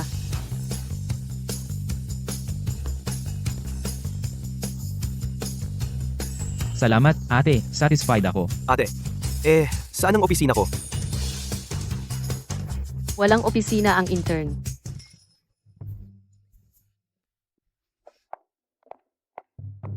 Ate, bakit? Yung basura galing sa squatter ay may sariling opisina. At ako na graduate sa sikat na universidad matalinong estudyante. Ay uupo kasama ng mga walang kwenta? Wala akong pakialam. Gusto ko rin ng sariling opisina, Xiaoze. Makinig ka muna sa akin. Ang dahilan kung bakit si Ling Feng ay may sariling opisina ay dahil sa partnership na ito sa Tianxia Group proyekto. Kaya kinakailangan. Dahil ang proyekto na ito ay itinuring na lubhang lihim. At si Ling Feng ay mula rin sa Tianxia Group ang itinalagang tagapamahala ng proyekto. Bigyan siya ng isang hiwalay na opisina. Ay para din sa kaligtasan. Hindi ba iyon ay pag-leak ng lihim? Siya ang may pangunahing pananagutan. Pananagutan. Natatakot ako na ang pananagutang ito. Hindi niya kayang panagutan. Ginoong Ling Feng, ito ang aming plano sa Tianxia Group na. Plano. Kasunod na plano, kailangan ninyong punan. Direktor Ling at Direktor Zhang, naghihintay sa aking ulat.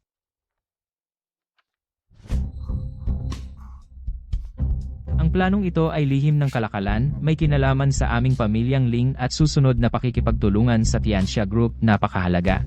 Diretso mong ibigay ang planong ito kay Direktor Ling at Direktor Zhang, tandaan. Huwag hayaang makita ng ibang tao. Opo.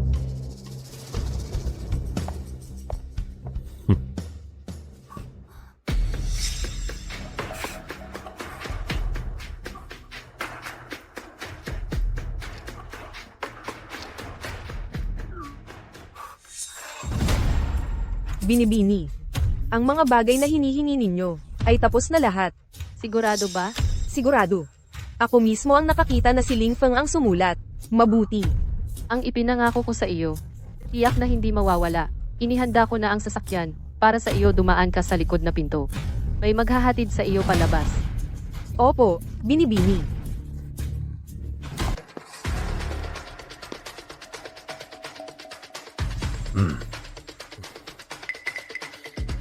Hindi ba sinabing pulong?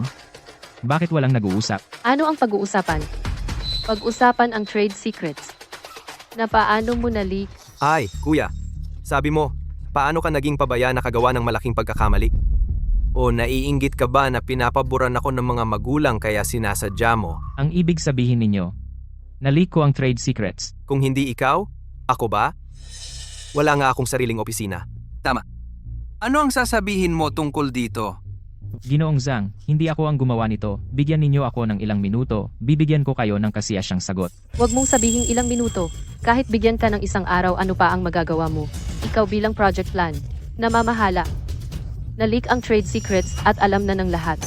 At ikaw ang may pananagutan lahat. Walang silbi ang pagpapaliban Ling Feng. Kung nagkamali ka, aminin mo. Director Zhang, itong aking walang isip na kapatid na lalaki, nagdulot sa inyong Tianxia Group ng malaking pinsala. Huwag kang mag-alala. Ang pamilya Ling ay hindi magtatanggol sa sinuman. Tiyak na hahanapin ang may sala. At bibigyan kayo ng kasiyasyang paliwanag. Ling Yutang, anong kalokohan ang sinasabi mo? Kailan naging desisyon mo ang mga bagay-bagay ng pamilya Ling? Tatay, ngayon pa ba ay poprotektahan mo pa siya? Ang pagkakamali ni Ling Feng sa pagkakataong ito ay napakalaki. Kahit hindi napansinin ng pamilya Ling ang pagkawala, sa tingin mo ba ang Tianxia Group ay patatawarin siya? Ito. Presidente Ling, sa tingin ko, tama ang sinasabi ng binibini. Ang bagay na ito ay dapat may magbigay ng paliwanag. Presidente Zhang, huwag kayong mag-alala. Ang bagay na ito, ang pamilya Ling ay hindi tatalikod. Subalit kailangan ninyo akong bigyan ng oras. Aalamin ko ang buong kwento. At sisiyasatin ng mabuti. Ano pang investigasyon? Ang buong susunod na plano ng proyekto ay nasa opisina lang ni Ling Feng. Kung hindi siya ang nag-leak, sino pa? Walang kwenta. Nagkukunwari ka pa rin. Sa tingin mo ba sa pagkakataong ito poprotektahan ka pa ni tatay? Tatay, ang pangunahing plano ng buong proyekto, tanging si Kuya ang namamahala. Bukod sa inyo at kay Presidente Zhang, siya lang ang nakakaalam. Kung hindi siya ang nag-leak. Si Presidente Zhang ba? Katawa-tawa. Ang proyektong ito ay pinangunahan ng Tianxia Group. Ang investment ay mas malaki kaysa sa inyong pamilya Ling ng 10 bilyon. Ang mag-leak ng sariling pangunahing proyekto. Ba? Ako? Presidente Zhang, pakiusap, huminahon kayo. Wala kaming intensyon na pagdudahan kayo. Kung gayon, sino? Presidente Ling. Ngayon, kailangan ninyo akong bigyan ng kasiyasyang paliwanag. Kung hindi, magkita na lang tayo sa korte. Presidente Zhang, hindi na kailangan ng ganyang abala. Ang paliwanag na gusto ninyo, ibibigay ko ngayon. Dalhin ninyo ang tao. Gaya ng inaasahan, si Ginoong Feng ay may alam na ang munting ito ay tumakas mula sa likod. At naharang namin siya. Secretary Huang, ikaw pala. Ano-ano ito? Ano ang nangyayari? Kuya, hindi maaring ikaw ang nag-leak ng sikreto ng kalakalan at ngayon, ipapasa mo ang lahat ng sisi sa isang maliit na sekretarya? May konsensya ka ba? Hanggang ngayon naglalaro ka pa rin ng paghahasik ng alitan mga lansangang ito. Hindi ba nakakatawa? Ikaw, Tay, itong bagay ay may taong sadyang sinisira ang ating pakikipag-ugnayan sa Tianxia Group. Kahit na ipagkanulo ako, kapalit ang interes ng Links Group. Sino ang nagsabi sa akin, papagbabayarin ko siya?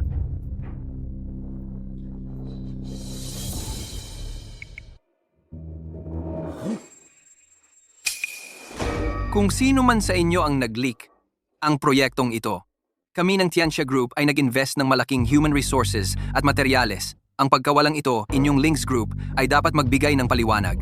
Mr. Zhang, tungkol sa bagay na ito talaga naming problema ng Links. Lahat ng pagkawala ng Tianxia Group magsasagot ang Links. Gayunpaman, ngayon ay may personal akong dapat asikasuhin. Pumunta po kayo sa lounge para magpahinga.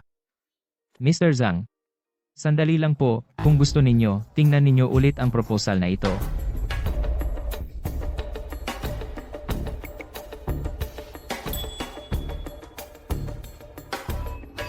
Ito. Matagal ko nang napansin ang sekretaryang ito ay may kakaiba. Kaya nag-iingat ako. Binigyan ko siya ng pekeng. Ang tunay na lumabas ay hindi talaga ang proposal ko. Xiaofeng, sinasabi mo bang ang bagay na ito ay peke lang?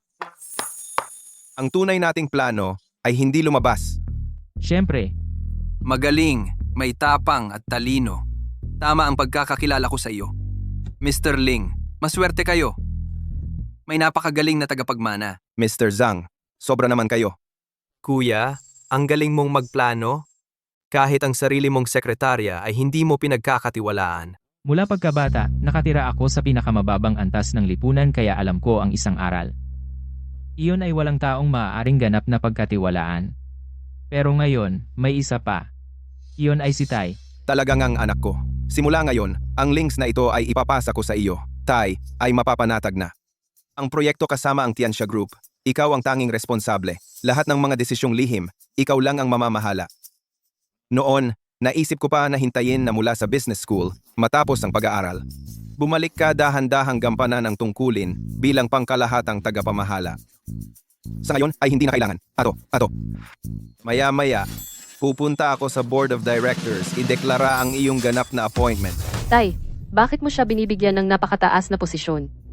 Sa edad at karanasan, alin ang mas mahina ako sa kanya? Ang posisyong ito ay dapat akin. Umupo ka. Nandito pa si Mr. Zhang Bi. Nibigyan kita ng respeto. Kung magsasalita ka pa ng isang salita, lumabas ka na ngayon din. Tay, ikaw itong basura galing sa slum. Bago ka pumunta dito, nangako ka. Ibibigay mo ang Ling Group sa akin. Naiintindihan ko, ikaw ang nagbigay kay tatay ng kung anong lason. Kaya gumawa siya ng hangal na desisyon. Ikaw itong walang utang na loob. Ling Yutang, ano bang masama ang ginawa mo? Hindi mo ba alam? Maawa ka, Master Feng. Hindi na ako uulit. Patawarin mo ako ngayon. Sino ang nag-utos sa iyo? Paglabas ng lihim ng kalakalan. Nagdulot ng malaking pagkalugi. 10 taon ang minimum. Sige, kung ayaw mong magsalita, ibibigay ko sa iyo ang gusto mo. Tawagin ng pulis. Hindi, ayokong makulong. Siya ang binibini. Binigyan niya ako ng 1 milyon para gawin ito. Kalokohan. Ano ang ebidensya mo?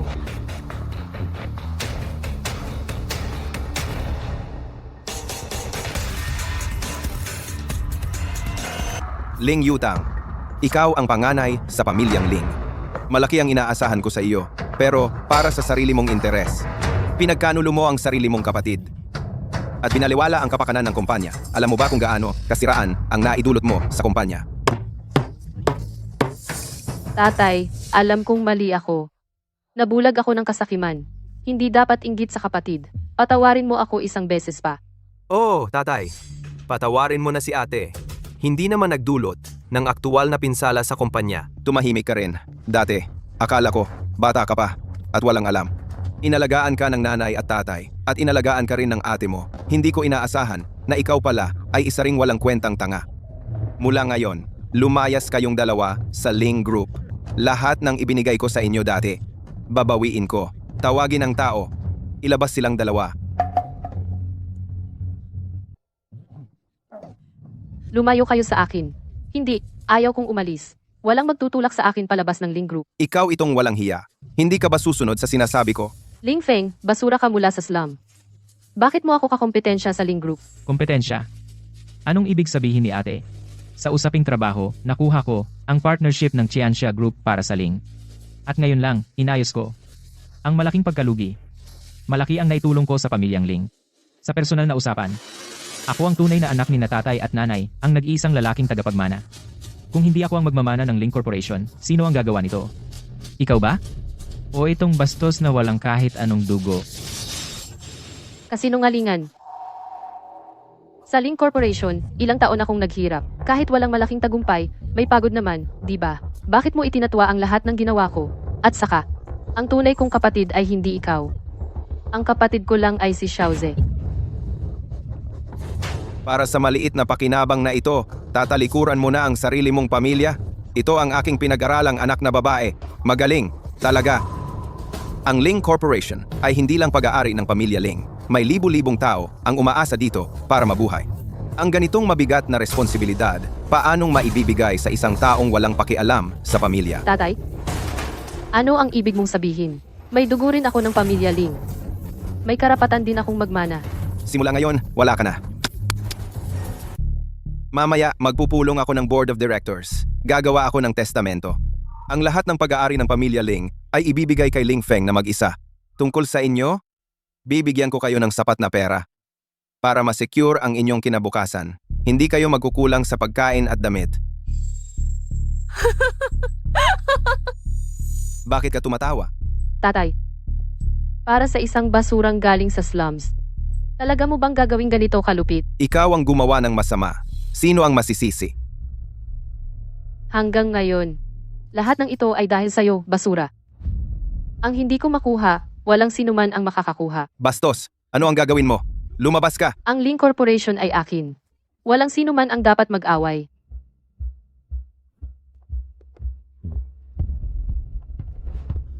Suwail na anak, ano ang gagawin mo? Tatay, sa tingin mo ba ako ay ilang taon sa pamilyang ito na walang ginawa? Ngayon, ang mga pangunahing tauhan ng kumpanya ay nasa panig ko na ang kalahati. Sa isang utos ko, susunod sila sa akin. Ate, ang galing mo talaga. Tatay, kung magpupulong ka ng board ngayon at ipahayag na kusang ibibigay ang karapatan sa mana sa akin, ituturing pa kita bilang tatay ko. At aalagaan kita ng maayos sa pagtanda. At gusto ko na ikaw mismo ang magsabi na hindi na pagpalit si Ling Feng noon.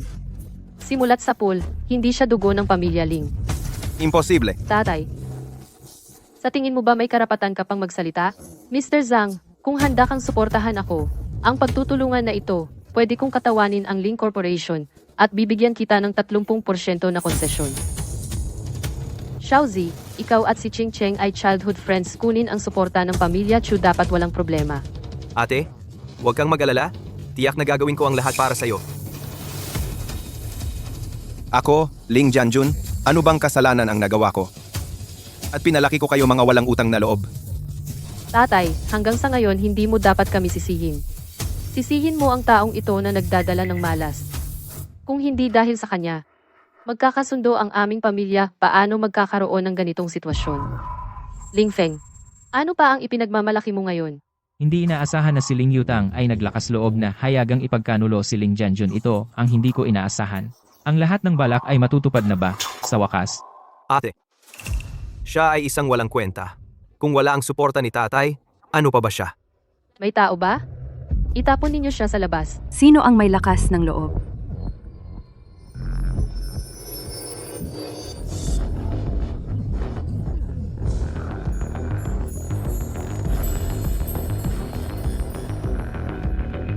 Ikaw, ang babaeng kasama ni Ling Feng na babae. Kuya Feng, tutulungan na kita. Nakakatawa, pareho kayo ng kapalaran ni Ling Feng. Ano ang kakayahan mong tumulong? Bini-bini. Yuya, ikaw ay. Ang aming Tianxia Group, ang pinakamalaking shareholder sa likod, ay ang pamilya Q ng Nansheng. At si Miss Qya ay ang aming pamilya Q, ang tanging anak na babae. Kuya Feng, kahit sino ako pa rin ang tahimik na tumutulong sa'yo, na nagmamahal sa'yo. Si Qya, na miyembro ng pamilya Ling, nasakop ko na. Habang nandito ako, walang mangungutya sa'yo. Talaga namang karapat-dapat kang maging anak ko. Hindi lang magaling ang kakayahan, kundi pati sa pagpili ng kasintahan ay mas magaling pa sa akin na ama ng 100 beses, tatay. Tatay, alam kong mali ako. Patawarin mo na ako sa huling pagkakataon, okay? Pinatigil ko na ang credit card mo. Umuwi ka na ngayon din. At pag-isipan ang iyong pagkakamali sa loob ng bahay kapag na-realize mo na saka ka lumabas. Tatay, alam kong mali ako. Mula ngayon hindi na ako makikipag-away kay kuya. Tama si Xiao Feng. Ang dugong dumadaloy ay hindi pareho kahit gaano kakabuti sa kanya. Ang puso niya ay hindi kailanman magpapainit. May tao ba? Kunin ninyo itong suwail na anak at ibalik sa kanyang tunay na mga magulang. Mula ngayon, si Ling Wenze ay sa aming pamilya Ling. Wala nang anumang kaugnayan. Ayaw kong umuwi, tatay.